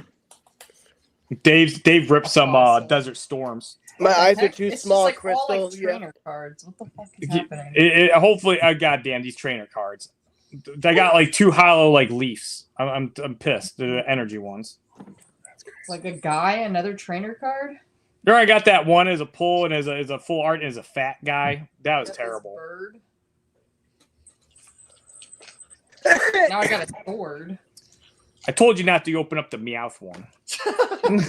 Oh, I got the Gengar. but Oh, you got it's the like- Gengar? Yeah, Nice. it's see. $2. Yeah. What's up, dude? That's actually a good card. I mean, it's a cheaper one, but that's going to go up. That's actually a cool card. I like Okay, that one. that You're was welcome. the hit. That's a hit. All right, sleeve it. Sleeve it, the beaver right there. He's on the sleeve shit. That's a That's hit, it. dude. Yeah, that's pretty good. Yeah, I like the Gengar. The Gengar is actually pretty cool. I don't think it's worth much. It'll eventually probably go up to like $5-10. It's like a cheap card, but that's a cool one. I don't care. I like that shit. How do you just know how much they are? Do you look at catalogs all night? Well, certain ones like actually like I'm somewhat informed on certain cards, and that's when I did look up. I mean, it's just a guess. I know that one's not very much, but it's a Gengar is very popular. I mean, shit. Look at this guy talking to us right now named Purple Church. He was trying to talk to Steven. Steven just straight up like ignored him. When I was asking My another everyday question. life, dude. Every day with Steven. Look is at not- his profile pictures. Gengar. Everybody loves Gengar. But he is saying, yo, Steven, thanks for doing the January Super Show tour video. I saw a trio of Mexican milk snakes in the vid on Willie Moran's table, and I contacted him and bought them and picked them up this week. And then hell he's talking about Bob Applegate and them and sounds like down here about the OG stories. Yeah. No, that's awesome. It's a pretty badass pickup right there. Yeah, the Mexican milks are pretty cool. I really like milk snakes. The whole Lamprepeltis genus is Oh, look at this. You got 2 General Kelly. Oh, now you can hang on to one for life, and you can sell one for a pretty penny. Sleeve those, dude, and start taking them to a show. Slap like $15 on that. You got just double Kelly'd. That's crazy. The double Kelly. Gotta be stuff. What's been going on in the hobby lately? I'm not the only one paying attention to things, am I? A lot of stuff. Oh man, I feel like you guys are the ones I defer to for these kinds of topics. Nope. Come on, dude. Tell me. I did a shipment to China. There's like people that say nobody exports to China anymore. I just exported like 70 hognose over there. I didn't know that they were allowed to keep hognose. They're still not allowed to keep ball pythons, right? Hong Kong, and then they go to China. But yeah, the non-sighty stuff they don't really care about. But yeah, ball pythons, they were getting them over there in like around 2020 and 2021, and then they cracked more down on the sighty stuff. So now they kind of got to keep it low key or just not even mess with it. Yeah, they're considered fairly like illegal there. If you get like busted, you're probably going to prison over ball pythons, and you're getting them confiscated. Hognose, that doesn't happen in corn snakes. So crazy. That's interesting. Yeah, it's different over there. I mean, I talked to them and everything, and it's like there's definitely some like misconceptions, like things that I perceive, like since like China's government's like pretty wildly different than ours, and so there's certain freedoms they have that I was surprised. That's what they want you to think. What was that? That's what they want you to think. Well, I talked to the actual Chinese guys, and so I don't think they're like I'm friends got with one them. Here. Oh, hello. You want to comment on your government, Panda? I do not want to comment. Are you even Chinese, or are you just LARPing? There's no way. Unfortunately, dude, I am Chinese. Unfortunately, that's horribly racist towards yourself. For real, dude. What the fuck? You know what I mean? I guess you can say it. Yeah, I guess. Not everybody wants to be Chinese, dude. It's not like I picked it on a Rolodex. No, I don't think so. Chinese really have really good work ethic, and all the ones I deal with over there are very like. It was funny. I was talking to this guy about like the resealed Pokemon they have over there, and so you don't really want to buy stuff from China, and if you do, you got to make sure you're getting from like a legit like distributor and stuff. And so we were talking about it, and he got scammed on some like corn snakes and stuff, and so then we were waiting. I was like, I don't know who the fuck is worse. Which is worse for scams, China or Europe? And he goes, it's pretty neck and neck. I was like, yeah, I don't know. When it's dealing with reptiles, he thinks it's about even. But most of my experiences with dealing with people in China have been pretty positive. Have you? Did you deal with Korea when Korea was buying a bunch of stuff? Yeah, well, yes and no. Well, no, not really. Because here's the problem. As far as a leopard gecko breeder, I'm kind of washed up. I'm not really doing anything fantastic or crazy or cool. I do my little projects. And when they message me, it's just so much BS. I'm like, I don't even really want to deal with this. And it's illegal for them to import Western hognose snakes as of like 2012 or 2014 around there. I'm not exactly sure because of the rear fanged venomous stuff. Usually Western hognose skip that one. If there's like a law like that was like rear fang venomous, they'll exclude hognose snakes due to the popularity. And then I guess a lot of documentation on bites, and most of them pretty much never being medically significant. But in Korea, they didn't play that. They were just like anything rear fang venomous. So tricolor hognose, plains hognose snakes, Boiga, of course, would be excluded. So there's not really anything they can buy from me unless they want to buy some like decent looking leopard geckos. I'm not doing anything crazy with leopard geckos. I have black knights, but they bought the shit out of those. I have some cool hyperxanthic stuff. That's about all they probably are maybe lacking. So yeah, the big boom where they're spending like $30K on crested. Yeah, I missed that. Unfortunately, if hognose were legal there, I guarantee there would have been some massive hognose buyers there at that time. The market would have been even bigger because they were spending so much money on culibrids and, just geckos. The hognose market would have went even crazier because Korea was like spending some pretty, insane money. Dude, yeah, I remember them coming up to like some of my friends' tables at shows with like a small briefcase of literal cash and literally handing them the briefcase and just telling them to like start counting while they start picking out their geckos. And I'm standing there like, what the fuck? Like what a what is happening? And then they just put the geckos in the briefcase, and the dude takes the money, and then across the table they go back over and they do the same thing, and then they leave. Like, so he puts the money in the display case and then in the terrarium setups, and then the crested geckos they bundle up and they're counting the crested geckos and they put them in the group briefcase. yeah. Put Okay. them in rubber bands. You rubber band the crested together. Okay. Yeah. Money spread. You're breeding them right then and there. I was at that show where that all the people came from Korea to buy from the. Look, he got another R. Kelly. Triple Kelly, man.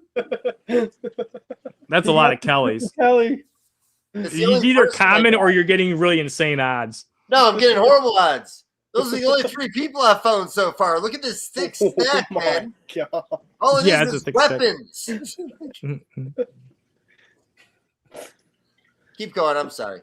No, that's about it. I mean, well, we're just gonna talk about Well, Japan, man. They just had the Japan show this past weekend. You hear anything back on that?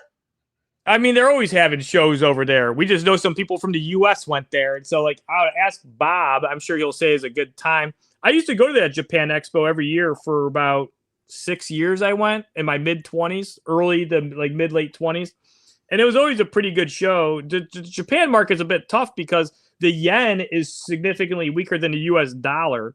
So the U.S. dollar's got a lot of strength, and so they don't have as much buying power. When I was first going over there, it was actually the opposite. The yen was stronger, and their buying power was a lot better. So they liked buying, stuff because the dollar went a lot further for them. But yeah, I know the ball python market's pretty good over there. The exotic market's good. I mean, I think their economy is a little it's not bad. It's not great or good. I think it's kind of stagnant. I did a shipment over there. Nice flag, Canada, man. I do shipments over there every now and then. I just did a shipment there back in January or February. They buy a decent amount of hog nose, but they just want the lower mid-range stuff. They don't ever go nuts. I never sell $2,000 hog nose over there. They're always $100 to $400 hog nose, each. So it seems. So one thing I've noticed in that market when I see the ball python guys over there showing off tables, not every snake, but quite a few snakes on these guys' tables are just stuff that was produced in the United States and sent over there. And when I see that on all these high end, there's not a lot of people over there breeding it yet, but in 5 years, they're not going to be buying from us anymore. This is kind of like that prime time, I feel, for that market, at least with that species. Well, in China, they do a really good job at buying stuff and then breeding it. And then it's very hard to compete with Chinese breeders because they already have it there and they don't have the importation cost. And then usually their cost to breed stuff is pretty low. Japan is kind of the opposite. They breed in very small numbers. And I don't know of any large operation over there that's breeding significant amount of any animals. Now, there's a bunch of ball python breeders there. But I think most of these ball python breeders are modest size. There's nobody out there that I know of. I mean, obviously, this is more from me going over there. I did go to at least I'd say at 3 different ball python breeders places in Japan, but this is a long time ago. That was 10, 12. That was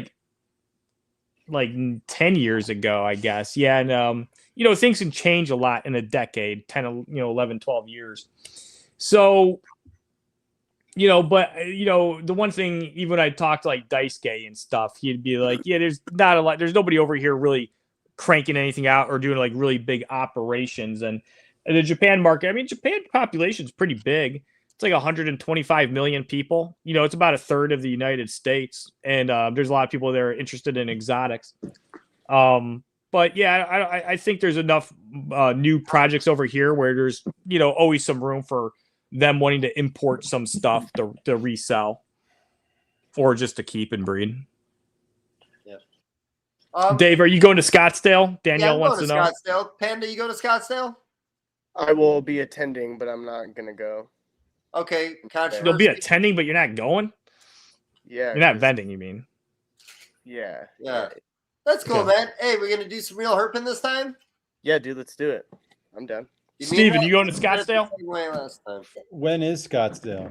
In 2 weeks. Yeah. Oh, shit. 17th, I think? Yeah. Yeah, no, I got it. Because that's Renee's birthday weekend. Oh. So is that the weekend before Trap Fest? Yeah, weekend before. I think so. I'm not sure if I'll be able to leave. We yet. caught so many Western banded geckos out there, which are so cool. We seen like 20 to 30 of them. It was awesome. See a speckled rattler. It was like that big. Nice. Yeah, we're gonna try to do Trap Fest. We'll see. All right. Really? Yeah, dude, we just have, a lot of dogs, and 2 of them are at the end of their life, so it's hard to, like, ask my pet sitter to be like, hey, watch my dog the whole entire day while I go have fun and hang out with my homies. I didn't even know you had a leopard gecko on your shoulder this whole time. That's my homegirl, dude. Her name's Fatty. That's cute. Is that white and yellow leopard gecko? I honestly don't even know what she is. Is she the one you showed me in there? Like she has a terrarium kind of set up in the back, and she got a huge tail. Yeah. Yeah, that's right. Yeah, that's a white and yellow. You know what it is. White and yellow. So, Steve will be at Trap Fest. Steve is going, yeah. I think I'm flying in Thursday night. Okay, we're gonna be sharing a bed, Dave. Do you know that? Whoa. You know what? I didn't know that. All right, now's a good time to ask, since you guys are gonna be sharing a bed, which guys do you length or girth?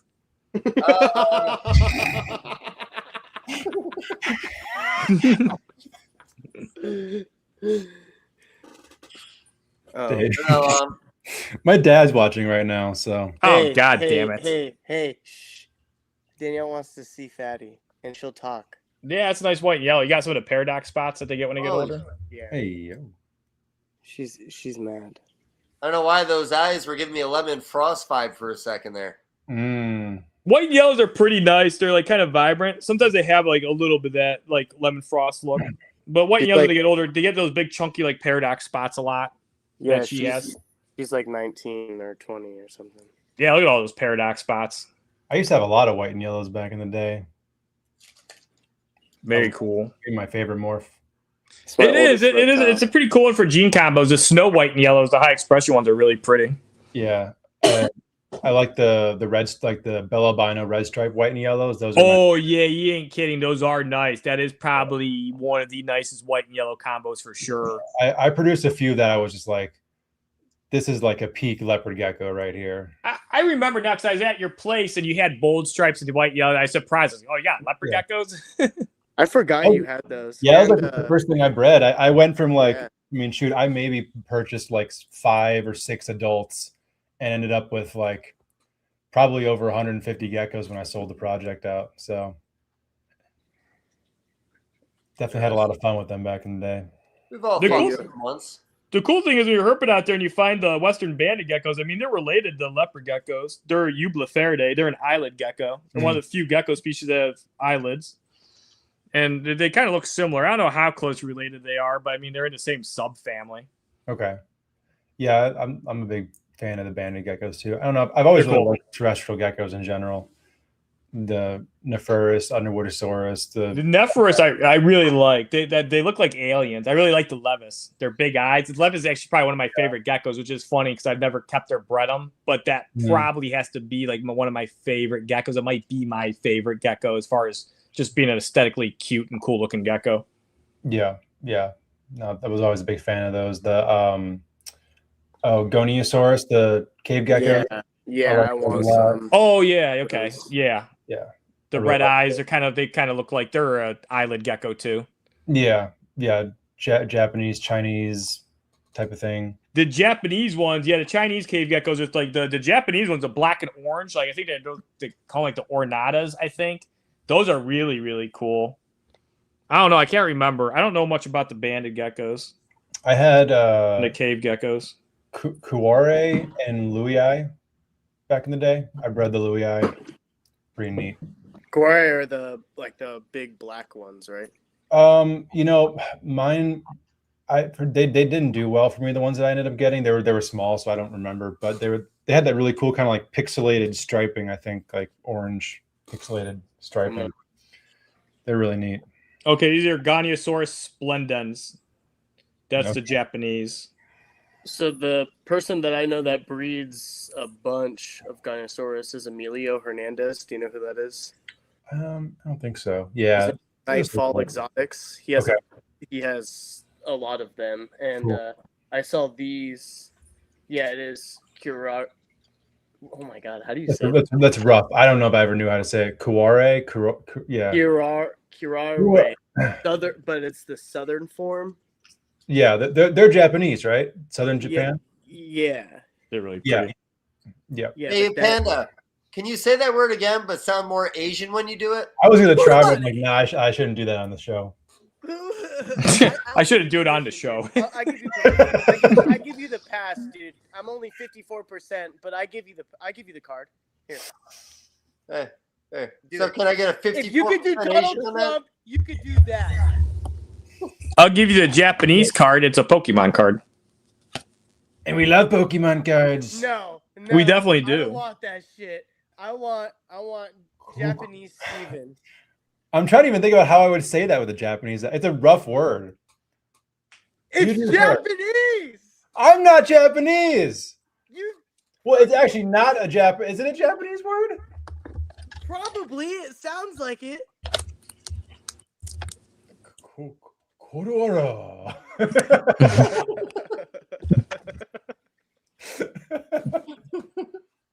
Hey, Steve, you fucking nailed it.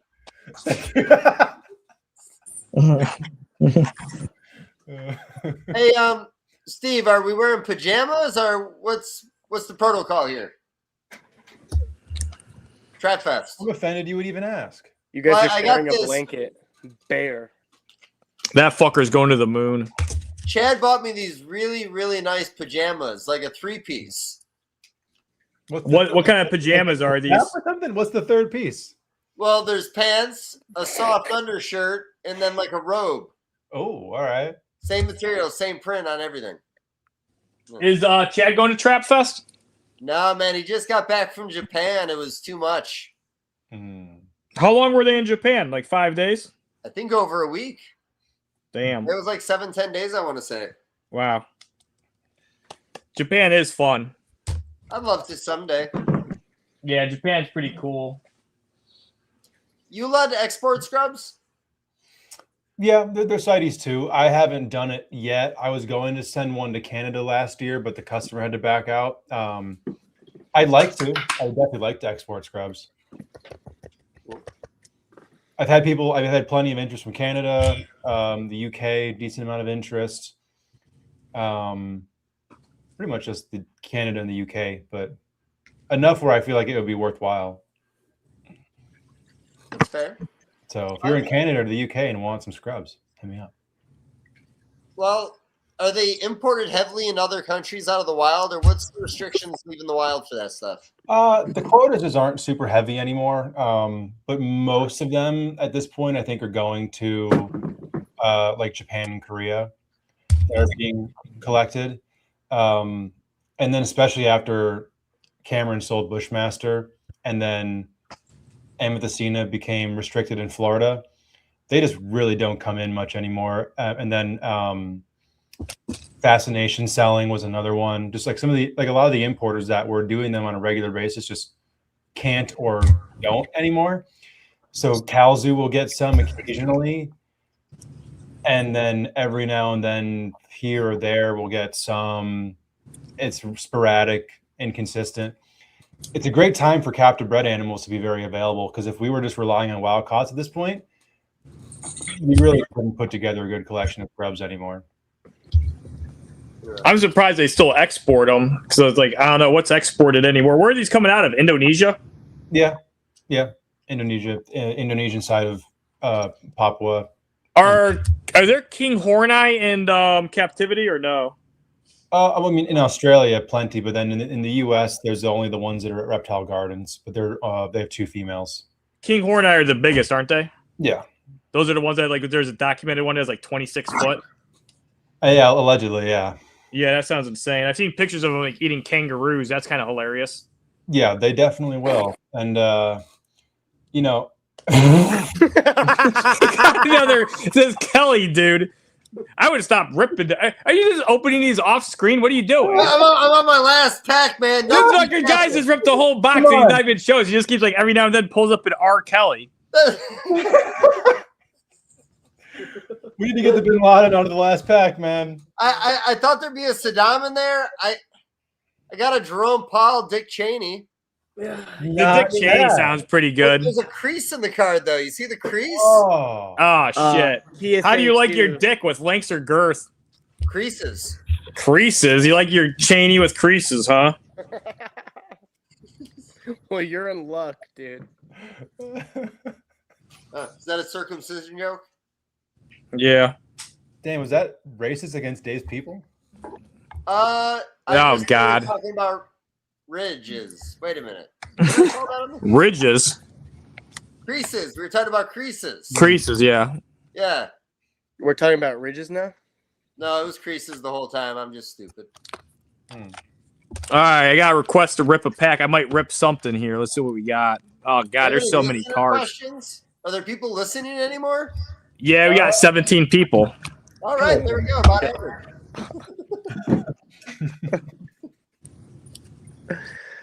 Naturally. Hey Jeff, who was the friend of yours that said that I talked about penis too much on last episode? It wasn't a friend. I don't necessarily know the person that well, but they see me at Hamburg and they're like, "Hey man, watch the podcast. Really like your podcast." He said it before last time I seen him, and he's like, "Yeah, I think Dave really missed you last one." He goes, "He was kind of struggling because he kept just talking about dicks and bringing up penis jokes." I was like, "Yeah, I didn't listen. I wasn't there." I was like, "I don't know, man." I was like, "I don't know. Sorry." I was like, "You should get on the next one." I was like, "I'll be on the next one." Yeah, that was the Bushfeld episode. Yeah. Yeah. A lot of South African TikTok. Yeah, 3 hours. 3 hours of it. Fuck yeah. All right, I got a request to open a pack. I think I'm going to open. Need some more. Dude, instead of opening one of those packs, you should open up something really cool. We got Radiant Charizard. Just pretend I pulled that out of a fucking pack, please. Yeah, that was rough.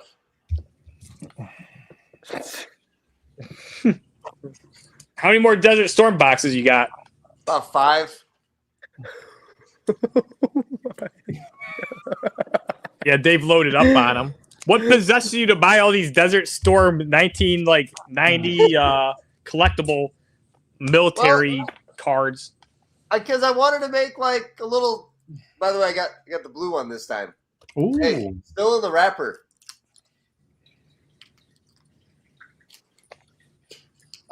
Yeah, I want to do like a little skit or a little joke video with me and Mike, but it's insane. I'm gonna have to bootleg it. I'm gonna keep these. It's wax paper. I'm gonna put the good ones back in, iron it shut, and then I'm just gonna do something out of that, pretty much. Yeah. Yeah, it's called being an asshole. Yeah. Well, I'm sure there's not a big market for this, so it should be fine. Yeah, you're gonna rip somebody off over like $4. What do you mean rip somebody off? What? With laughter? It's gonna be a video. I'm not selling these things. Oh, you mean I thought, yeah, whatever. That's no, I'm gonna cheat in the video. Yeah, that's good. Yeah. You should just have one whole pack full of those dudes. We just pulled a Bulbasaur, enjoying the flowers outside. Hey, that's actually a really cool card. These are. I got a bunch of them. I think this card's really undervalued, and I really like it. You guys collect Pokemon cards? No, my little nephew does, and he has his Pokemon cards here. I could show you, but I don't. I do not work with diamond pythons. I have in the past. They're very cool.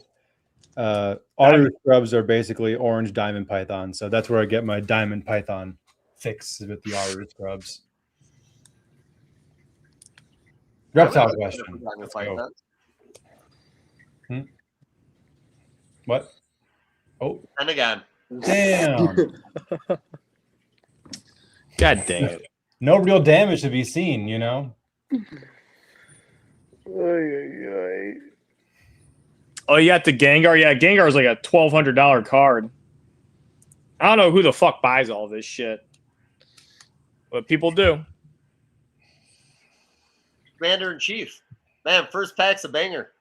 Oh, look at that. Damn, dude, what a guy. Go. What a guy. Do you guys have any questions about reptiles for me? Yeah, how many eggs do you have? In the incubator right now? Huh? How many eggs? Yeah, right now. Right now, Right now. 458 ball pythons. That's pretty good. 50 or so Woma python eggs. Children's pythons, 27.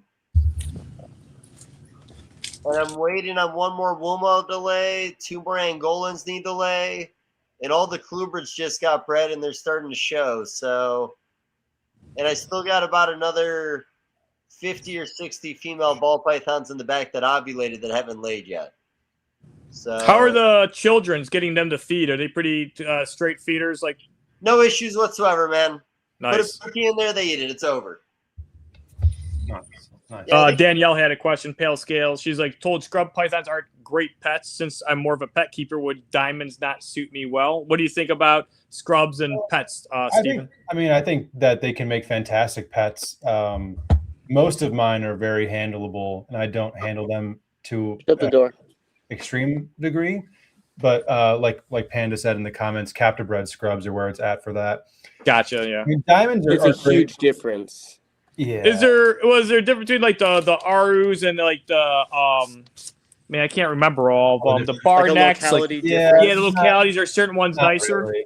Not No. really. Okay. The one consistent theme that I found is if one or both of the parents have a good attitude, the babies will likely have a good attitude. That's funny. That's kind of the same with hognose to a degree. Yeah. If you breed very defensive ones, pretty much all of them come out defensive, and kind of the opposite if you do the other way. Yeah, if neither parent has a good attitude, like you can still have a scrub that's nice and chill. You just got to put a little bit more work into it. But with diamonds, the only thing that I would say with diamonds, they're great. You just need to be able to get their parameters down right, because they need to be kept a lot colder than than all the other pythons, really, except for Bolins. They're from like southeastern Australia. Are they more like cloud forest kind of like habitat, or what's their habitat? No, not necessarily cloud forest, but they're just so far south that they really get a winter. Okay. So like most people take their diamonds into the 50s in the winter. I remember seeing old Reptiles magazines and seeing that, like, guys would like brumate them in coolers and stuff. And people breed them in Florida and in Southern California, and they're outside year round. That tells you anything. gotcha. So, a buddy of mine in Miami does that. Skink breeder down there. I should know his name right now. I'm an asshole. I'll remember in 2 minutes. Is it Ray Gergi? No. Is it Manny from Tiki's Geckos? No, it's Ron. Ron. St. Pierre? St. Pierre. No. I don't know how to pronounce his last name. I gotta look it up. Kudo? Yeah, Ron Kudo. Okay. Blue-tongue skink breeder. He does yellowtail crebos, some other I think he does like Mexican milks, and then he's got some diamonds set up outside. very cool. It was, if it didn't take so long to get it out. We got Kenneth Kush. Steven, any relation? Maybe I'll have to check my 23andMe. That's interesting. Hey, Kenneth Kush, girth or length? So fucking stupid.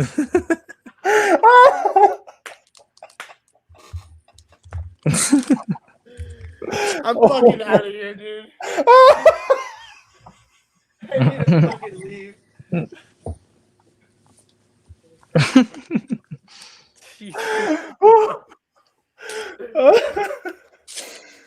Thought this was a reptile podcast.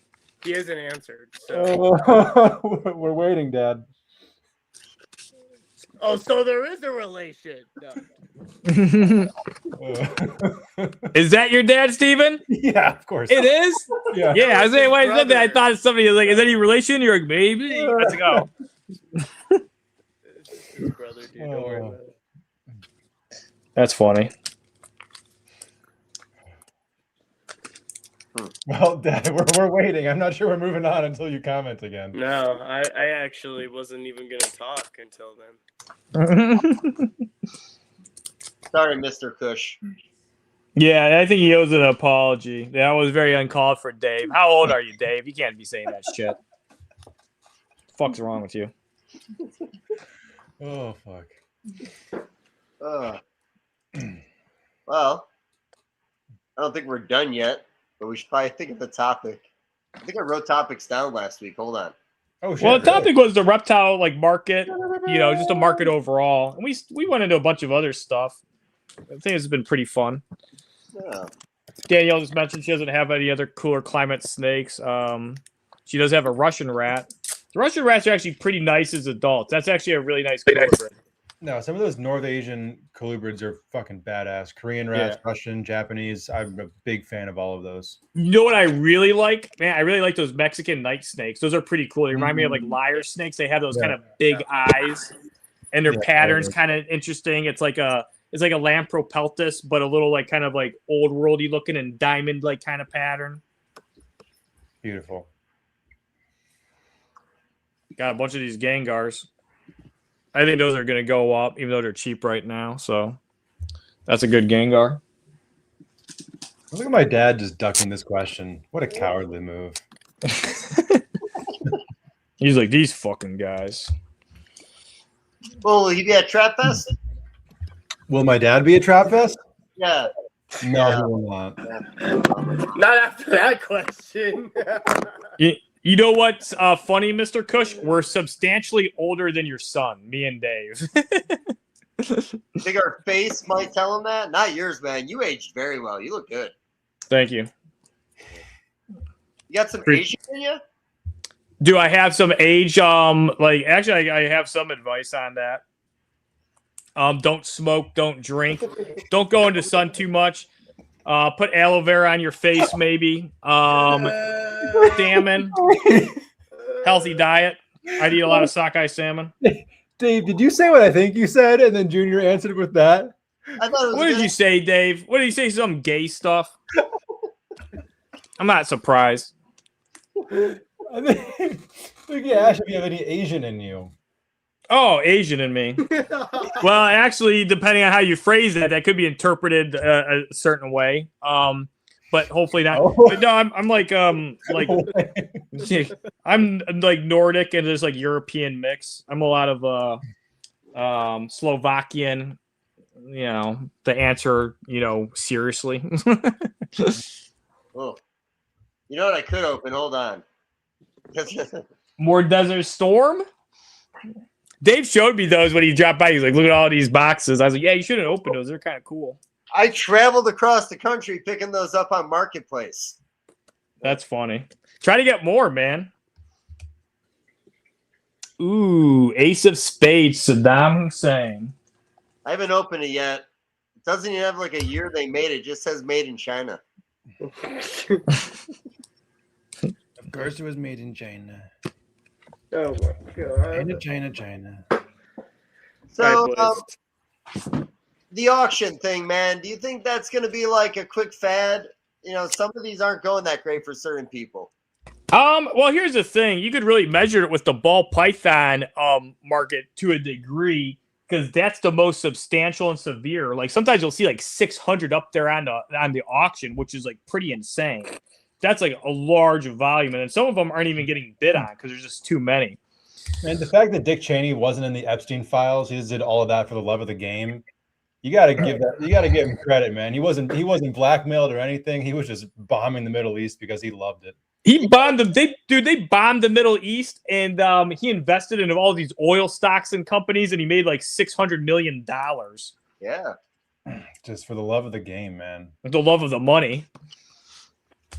Yeah. All right. On that note, I did watch the Cheney movie. The Cheney movie was all right. I went with Andrew. Actually, we seen it in theaters. Man, good times. Do you remember that movie, Wedding Crashers? Yes.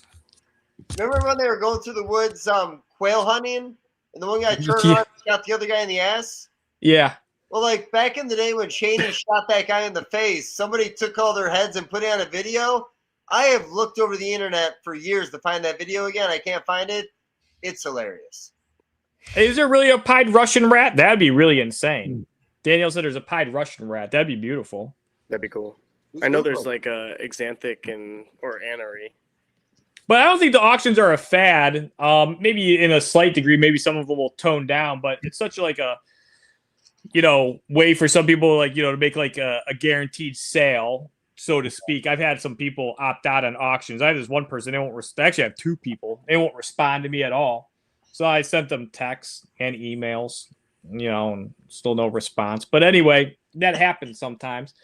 But yeah, some of the auctions, man, they go really well. I've done some auctions. I'm still surprised by them. The live auctions are fun, but they can be very hard to organize and everything if you're doing like a lot of volume. But I like the live auctions. I should check out. I haven't looked at the Morph Market live auction lineup in a while because I haven't scheduled another one. But yeah, it seemed like it was catching on. I seen like, there was like 18 shows or something at one point scheduled. No, people are using them just, I think the toughest thing about it is like, you got a big following, man, and you got a really hot product. So I can see you doing well. Some of the ball python ones on there. Yeah, ball pythons, they're definitely challenging. That's for sure. That's definitely a very cutthroat market. You definitely have to, I don't even think I would survive in the ball python market if I had to do ball pythons. I don't know what the hell it would be like, but it looks, it's extremely high, turnover as far as trends go. Like one gene will be, or combination will be trending hard, and then within a couple years, the price dramatically falls. Hognose people. I had somebody that was in my last live auction, and they said, like, hey, I have a question, and they're like, why is everything going for so much? And stuff really wasn't going for that much, but he was like ball python, keeper breeder going based off of his screen name. And I was like, yeah, not to sound like, like a dick or anything. I was like, this isn't ball pythons. I was like, that's basically how I can explain it. The hognose market's a little, the one thing you can always judge the demand on a species based off of the cheapest, animal of that species, whether it's a normal or a morph combination. It's very hard to find a hognose for below $100. They're usually around $150. You can find ball pythons for $15 and $20. So that kind of shows you the overall health of the pet market, or the supply and demand. While the supply is finally ready, or it's readily available on hognose snakes, the prices stayed up pretty good on them. And the hognose is also cheaper actually to take care of than a ball python if you're looking at it from money standpoint. Well, yeah, by a lot, keeping and everything. Hognose used to be cheaper on the table for a normal, weren't they? Once like $40, $50. Yeah, when I was a kid, they were hard to get, but everything was kind of I don't know, the money went a lot further and it was a smaller hobby. But yeah, I remember seeing a lot of hognose. It was always the $50, $55. That was a really common dollar amount to see when I was 11, 12, 13 years old for normal hognose. And when I started hatching out my first ones, I was asking $65 because I got my babies a little more robust and they were prettier, kind of cleaner light phase ones. And I would just title them as hey, this is a light phase. And then, soon after I of course started having reds and green stuff. And those would be $65 to $90 each. And I'd end up selling out, even though there'd be other people, with normals for $55. But yeah, there was a short bit where you'd see sometimes normals down to $45, and but you're making other morphs or whatever, and you'd sell those for a little bit. But the one thing, you guys all know this, of course. There's a lot of people that are just hobbyists, and so they're not really that concerned with making money. As long as they break even, or if they lose a little bit, they don't really care. So that's the one thing with the reptile hobby is there's always those type of people that you're going to kind of be competing with, depending on the species. This doesn't apply to everything. But yeah, there's going to be some people who are just doing this for the love of the hobby, which is completely okay. And they don't mind, let's say, selling a hognose for $40 or $30. I could produce 200 normal hognose if I wanted. And if I wanted to, I could be you know what? I'm going to put these up for $25 each just to be, weird. And, obviously I don't need to sell them that cheap. I could put them at $80 or $90, kind of go a little underneath that $100, $120 threshold. But yeah, somebody did that. In the it's a couple people messaged me about it. It's a year ago. It was on Morph Market, but it was a European, not the US listings. And somebody had some hognose listed for like $15. I'm like, that doesn't really mean anything. He just has a few of them. Person can't really sell them, or they're just trying to prove a point, or like, oh, you know what? These are kind of hard to sell right now. So look what I have to do. You have some of those people that kind of, get a little tilted. They kind of, what's the term that everybody says? Crash out a bit. Like I'll have people that are like, yeah, I'll buy these hogs, but I'm about to do a show. Let's see how good I do. And they kind of frame it like, well, if I sell a lot and do really good, then I'll buy things. But if it's not a good show, I'm going to take it out and just be like, you know what? I didn't sell anything or sell much. Therefore, I'm not going to invest anymore or spend anything. But usually when the market's kind of tough, actually a lot of times that's a good time to invest, really. I mean, not like as soon as things start getting tough, but if you ever start things where they're like fairly tough and people are complaining more and people getting out of it, a lot of times that's actually a good time to invest. It's actually worked out many times, I'd say, with leopard geckos. And then even hognose in the late 2000s, right before, like, I'd say 2016, 2017, 2018, it was like a little tough, because there was just like a pretty big boom. Most people that were like importing them from like Europe already had everything, so they didn't need to import anymore. US sales were like good, but the growth was kind of like tapered out and there's more people breeding stuff. So like, the sales were still good, but there was definitely a lot of people complaining. I remember seeing Arctic albinos going down to like $200 each and stuff, or $150. And, there would have been, there's people at that point that are like, I don't want to do this. And then look, you missed one of the biggest markets, so. But it depends, it's why you're doing this or whatever. Like, obviously I do this for a living, so I need to make money, but I kind of prepare myself. Like if things get worse, I think things are going to get maybe a little worse. But it just doesn't bother me. It's just the nature of it. But the growth is still very large and still there because of social media presence, influencers, and just, the overall, growth and just the hobby of people wanting to keep reptiles. So, Alex and Steve, you already know Junior's answer. When you first figured out the hobby, just the inner workings, the breeding aspect, the fact that you could sell them and make money on it, did you both immediately have the idea that you could do it for a living someday, or was it not there right away? Panda. What was the dream? Tell me about your dreams early on, buddy. Do you want to start, Panda? I thought he did. I thought he was winking at you like, I'll go first. No, not at all. You go. All right, I'll start. Yeah, honestly, it was kind of from very early on. There was a specific snake bites video where Brian was talking about like that he does this for a living. And I remember that like being like a light bulb moment for me.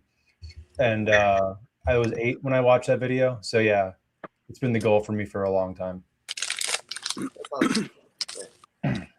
Panda. Yeah, it's pretty much. Huh? Oh no, I'm sorry. I was gonna load the question. Go right ahead. Oh no, I mean it's pretty much the same thing. You're watching snake bites when you're 8 years old? No, it's not the same answer. No, I'm not as young as Steven. No, pure like animal influence from like people around me, whether it was reptiles, birds, or dogs. So, I mean, I always knew that I was going to keep reptiles and keep a large amount, but I didn't think that I would be doing it for a living.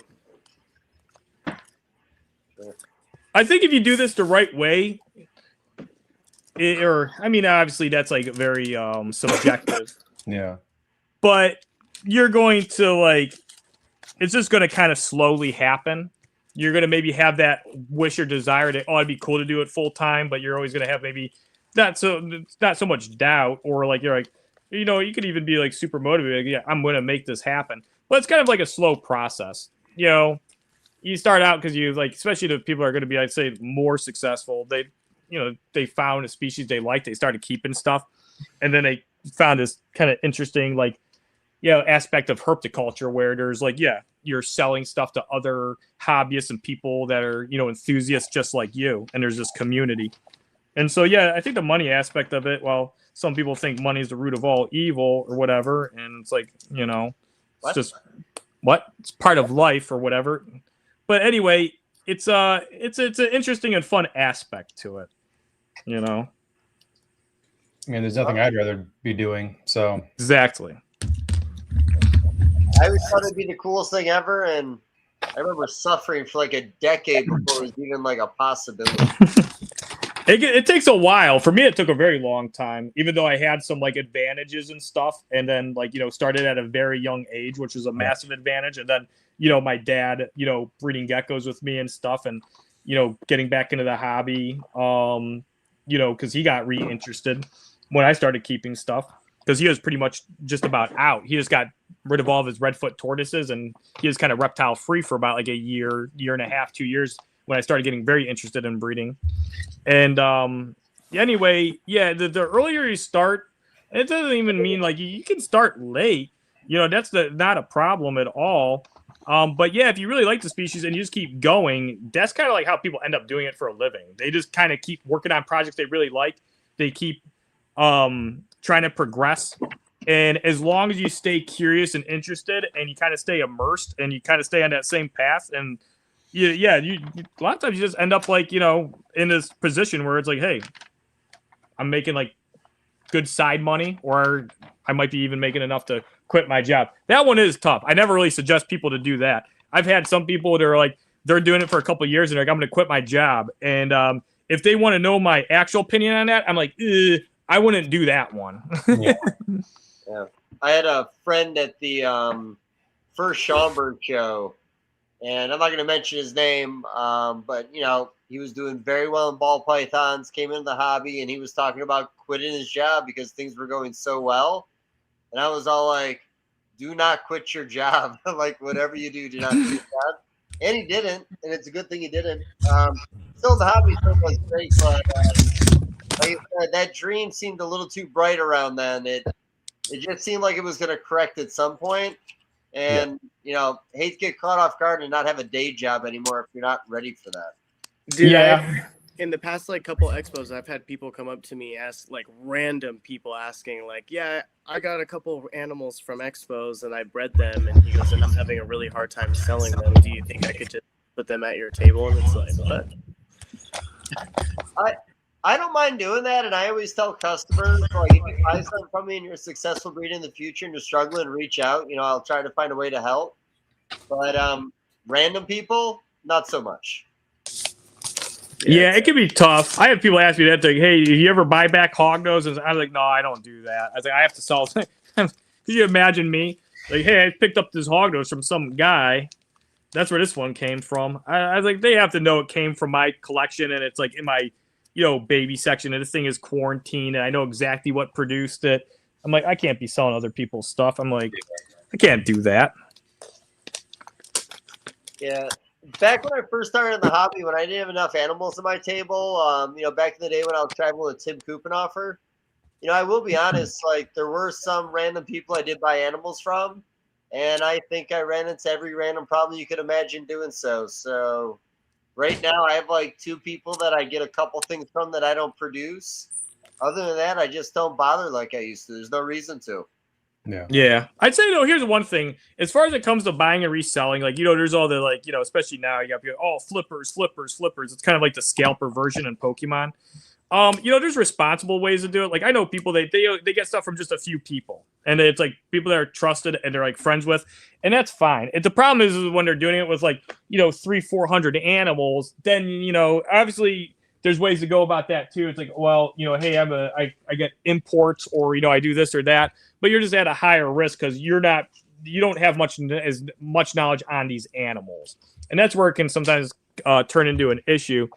But yeah, I think if you're just getting a few animals and stuff, I mean, there's obviously different, you know, ways to go about this. But that was like the, you know, early reptile market. Man, do you get more of these Kelly guy? No, I got 4 Kellys and 4 Dicks. 4 Dicks, huh? This must be because like the different box sets. So they have ones that are more likely. I don't know, dude. Once you get one guy, I'd probably just open up another box. It seems like this is the theme for the box. And they have like certain guys. Man. You just open up your dick box. Right. Open up the dick box. Yeah, I think they call that the God Pack. I'm gonna go. Why? That's right. We all will go eventually. Exactly. You can get out of here, buddy. You did good. That's 2 You're hours the one and 20 who's- minutes. Right, no, 2 hours. You were 20 You're the minutes. one who's the earliest of all of us right now. You know, I'll be honest. When you leave, we might get fired up. You sure you're ready to get out of here? But I'm feeling a second wing coming. It's 8:20 where you are. You little bitch. That is. What are you, Ned Flanders? It's 7:30 p.m. All right. Are you guys crazy? Let's get back to talking. Let's get real here. It's just not fun anymore. I get it, man. How many viewers do we have? 17? 16. All right, that's not bad. That means only one person couldn't handle it anymore. My dad heard your question and was like, I'm out. peace. Yeah, get the fuck out. Dang. That's. I got pretty XY insane. Machamp Reverse Hollow. Oh, that's pretty cool. Yeah, that's like a $3, $4 card. Not bad. Hey, Alex, you been doing any herping yet this year, or is it just not right conditions yet? No, it's still cold, and I mean, I'm sure you can go herping. I just haven't really, with these high gas prices, I haven't really wasted my time until prime season, and yeah. I was herping there a couple weeks ago. I got a long nose snake, speckled rattler. Julie got a speckled rattler. Then there was 3. What are they? The Western Diamondbacks, the Aatrox. Another friend found a ground snake the next day. We've seen a lot of banded geckos and then some. Yeah, that's Phoenix though, so it's like whiptail lizards. Lower range. I only herp the mountains, brother. Okay. Know what I'm saying? All right. Sorry, didn't know. My bad. Dude, no, yeah. Are you gonna vend the Tucson show? I wanted to, but it's the same weekend as Anaheim, and I was going to vend it with Joseph Kovac. Oh, the other Tucson show. The other, I don't know. So what the fuck? Let me see. Maybe. I don't know. I don't know if they have a date yet, but it's Reptilian Nation. Oh, Reptilian Nation. Yeah, the problem is it costs me so much to go out to these shows. Dude, you know, that was probably one of the best shows we have done, and it was on a whim. It was one of the best shows we've done in like post-COVID in a really long time. That's awesome. Yeah, I might come out. And when is it? Well, I'm not 100% sure. They just had it in like March, I think, and then they're gonna have it again. March is a good month. October, man, October's a tough month. As long as it's not around Tinley. Yeah, you would just have to. I'm not 100% sure they have dates, but it was a really good show. It was worth it. They had a lot of. The crowd was a lot different. Okay. Yeah, Reptilian Nation seemed to do a pretty good job of pulling people in. Yeah. I need to do one. I've yet to do a Reptilian Nation show. I almost did one recently, but I kind of had to opt out. My health was like kind of shitty, and then ended up doing a local show, kind of semi-local, with Dave. It was a lot of fun, actually. It's Fort Wayne. Yeah, we got in a paddle boat. And We did. Yeah, we got some small bass. Dave got the lunker of the weekend. He got like as a pound and a half, or was the lunker. Yeah, I was proud of that. Steve, do you fish? No, sir. Do you fish, Panda? Nah, dude. Why not? What's wrong with you? Can't fish. Are you okay? I don't want to tap into my roots, but also I don't want to sound like a bitch, but I think fish are super cool, and I love fish, and I keep aquariums, whatever. I just don't like touching them. Okay. Yank them out of the water, man. Just get a hook in them. Yank them out. It's fun. My cousin is like a big fisherman, and he fishes for trout here in Arizona all the time, like 24. Trout and bass is like all he does every day, all day, and I cannot get behind grabbing that thing, dude. Really? It's just not my thing, bro. It's just, You gotta lip it. yeah, dude. I can't, dude. I can't. It's almost like Renee's crested geckos. It's sometimes I'm cool with them, and then other times she'll open up. She's like, "Hey, check out this crested gecko," and she opens up the box, and that thing flies out like 6 feet in the air, and then it jumps on her shoulder, and we have 7 dogs, and then it's like on the floor, and then I'm like, "Oh, dude, I can't." Yeah, you guys should come out. Let me know. Mountains with Alex and find clobs. What the fuck is a clob? What are you doing with your body? What's a clob? It's a clob, dude. A clob's a clob. A clob's a clob. Clobber? A clob is a clob. It's clobbering time. Exactly. It's clobbering time. That's what it is. We just it'll start to warm up soon for it to be a little better. What are you talking about? How cold could it be there? I mean, dude, I don't like being chilly. Fuck. It's probably like 70 degrees, and you're probably saying it's cold. That's my guess. Well, it's higher elevation, so it's definitely not 70. I mean, it's probably at most 80 degrees during the day. It's pretty warm. It's good. It's good. This guy is like, it's not that warm because he goes 70 degrees. It's more like 80. Listen, dude, listen. If I'm going to drive an hour and a half to go find a fucking snake, I better find more than 5 in a day. That's all I'm saying. Is May the best month? September. No. Yeah, I was going to September? say September. Why, you get more rain around then? August, September, end of July. You get more rain? Like, why is it so good around then? It's just the time of the month. Is it because they're having babies and you're more likely to find, like, No, it's rain. Yeah, monsoon season, and they're breeding and moving and doing what they need to do for, brumation and or breeding and or eating. They're all the things, dude. So still better. I just don't want to waste my time. You know what I mean? It's like, like a couple snakes is cool, but when you live here, you're trying to increase your odds rather than just right. Yeah, if I go out herping, a lot of times I want to go when the weather conditions are really good. I know I'm going to go out there and find a bunch versus try to herp on a challenging day. Yeah. I mean, it's always cool. Like the hike is always cool. I don't always need to find something, but at the same time, like if your goal is to find something, then you want to increase your odds at least. No, not tonight. Well, you have to tell her that. All right. Yeah, no, I did the spring run in Missouri, but I think I was like 2 weeks too late this year. Every rock I flipped just wasn't really doing it. A lot of the spots I went to, somebody had already been there beforehand. And everything was just the shit. I got to come up with some new spots next year, unfortunately. But I think the only thing that we did well is we went to one of the den spots I know for timbers. And as soon as we walked up the edge of the hill, there was a timber telescoping out of the hole of the den. So we walked away for a minute. We came back over. She was fully out in the leaves, working her way across the hill. Only, probably about 4 or 5 feet out. So I'm getting some pictures of her, kind of working around, crawling around, taking pictures. My buddy Matt came over. He wanted to tail her for a minute, lift her up.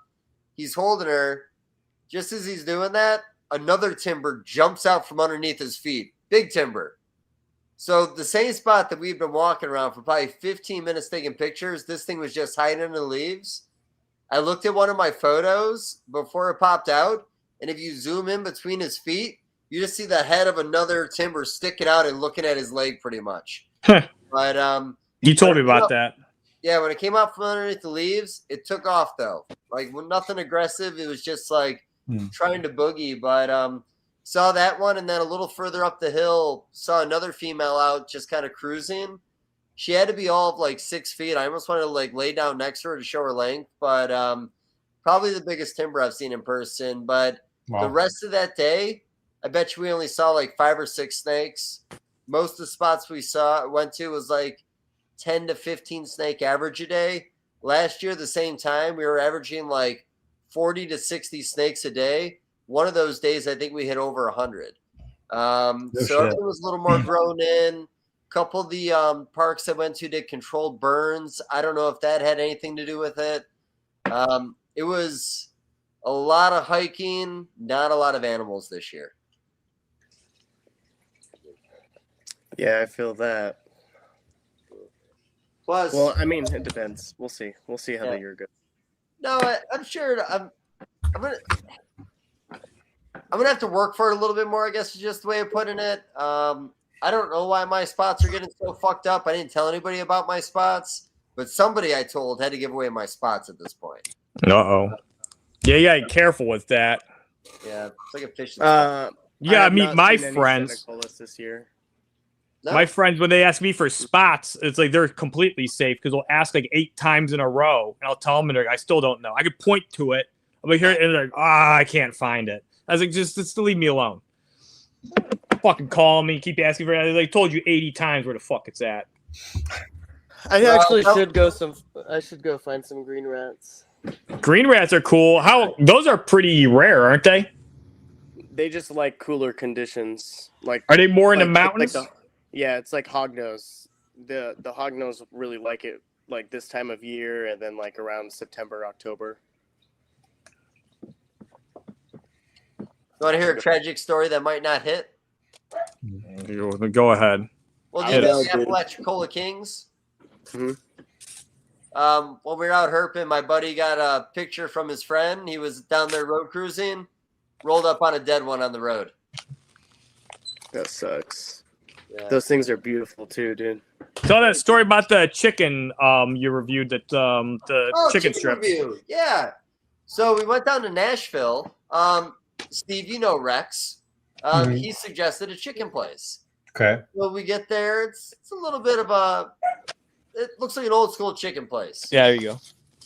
We get a half a chicken. Eric sits down first, comes over to the table. It kind of smelled like regurge. I just my clothes before I So we thought it might be You're the fine. seasoning. Didn't know for sure. Just put a new So shirt. Eric took a bite. And then he took a second bite and a third bite. And then mine showed up and smelled the same way. I took a bite. It was rotting meat pretty much. We all had to take a bite to know for sure. There's a happy ending here, kind of. So then we went herping. And we were out after the park had closed and we didn't know. But luckily around like 9:30, we both started shitting our pants. So we had to get back to the car. And when we got back there was a park ranger waiting for us with his lights on, working on getting the car towed. So if it wasn't for the food poisoning, we would have come back out of the woods in the middle of the night and there wouldn't have been a car anymore. Oh my God. It all happened for a reason. Thank God for rotting chicken. Yeah.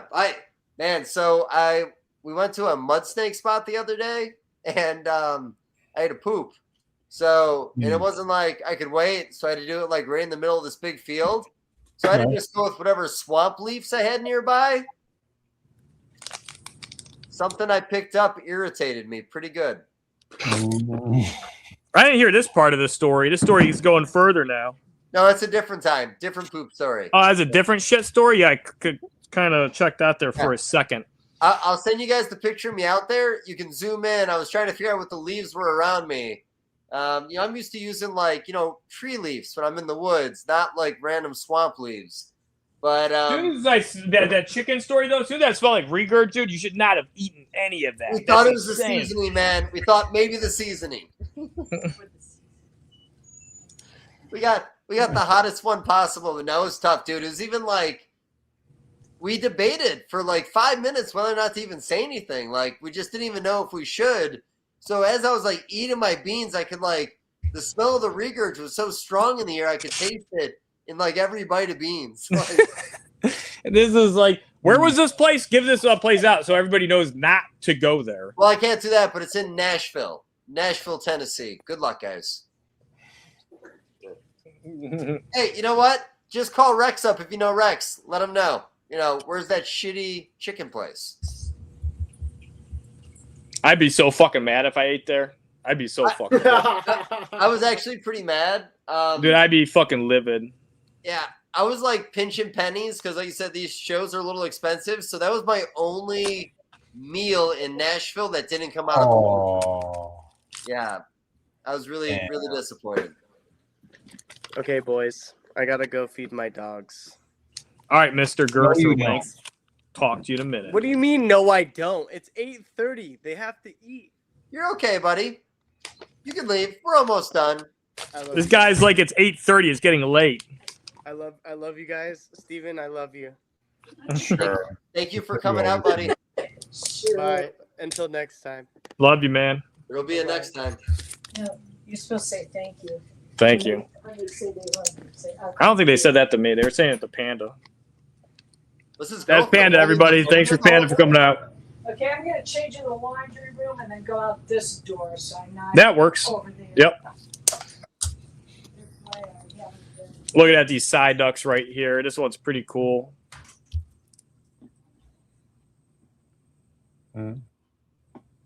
Just chilling.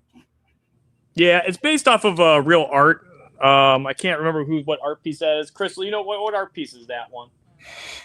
She doesn't know. I think it's Picasso. It was like the flowers, like you would probably recognize it. It's like that kind of like the oil water paints, and it's like a little like pond with like lily pads and flowers. It's based off of that. Norman Rockwell? I don't know. I don't think so. I don't think so either. So I went to a thrift store and I bought a bunch of commemorative plates with ships on them. And I really wanted to buy Power Ranger Zords for a long time. And I saw the plates that I spent $1 on were worth anywhere from $10 to $40 each. So I was debating on whether or not to flip the plates so I can maybe afford Power Ranger Zords soon. Or I could just buy one snake and do the same thing with less work. Hey, Maybe man. you're a little young for Power Ranger Zords, but when I get them, I'll invite you over. They're pretty awesome. Okay. I caught the end of Power Rangers when I like the live action when I was a kid. I'm pretty sure. Those are the garbage days, buddy. The Okay. Zords were horrible. I don't remember very well, so I'll take your word for it. I'll send you pictures when we get done with this. Okay, good. I'm looking forward to it. Oh, boys, you want to keep going or you want to call it? Might want to call it. Look at these Pokemon cards here. Crystal, did this card go through the wash? Or is this like, this thing looks fake, or is it going through the wash? Look at this piece of shit. What is happening?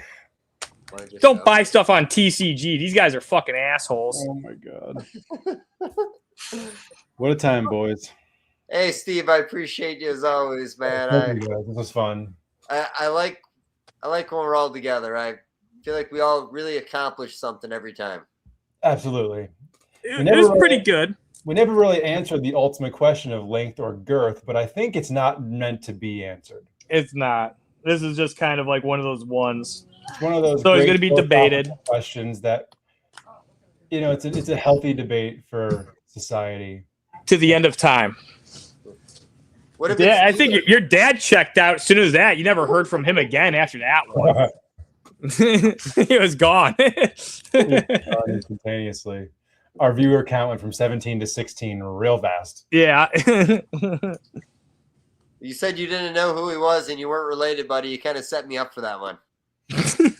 I mean, I thought it was pretty obvious, but I thought it was somebody named Kenneth that like enjoyed marijuana. I'm going to tell you something not very obvious.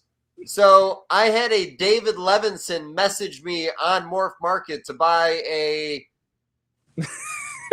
variable king. That's funny. He didn't buy it. If you're listening, don't stress on it, buddy.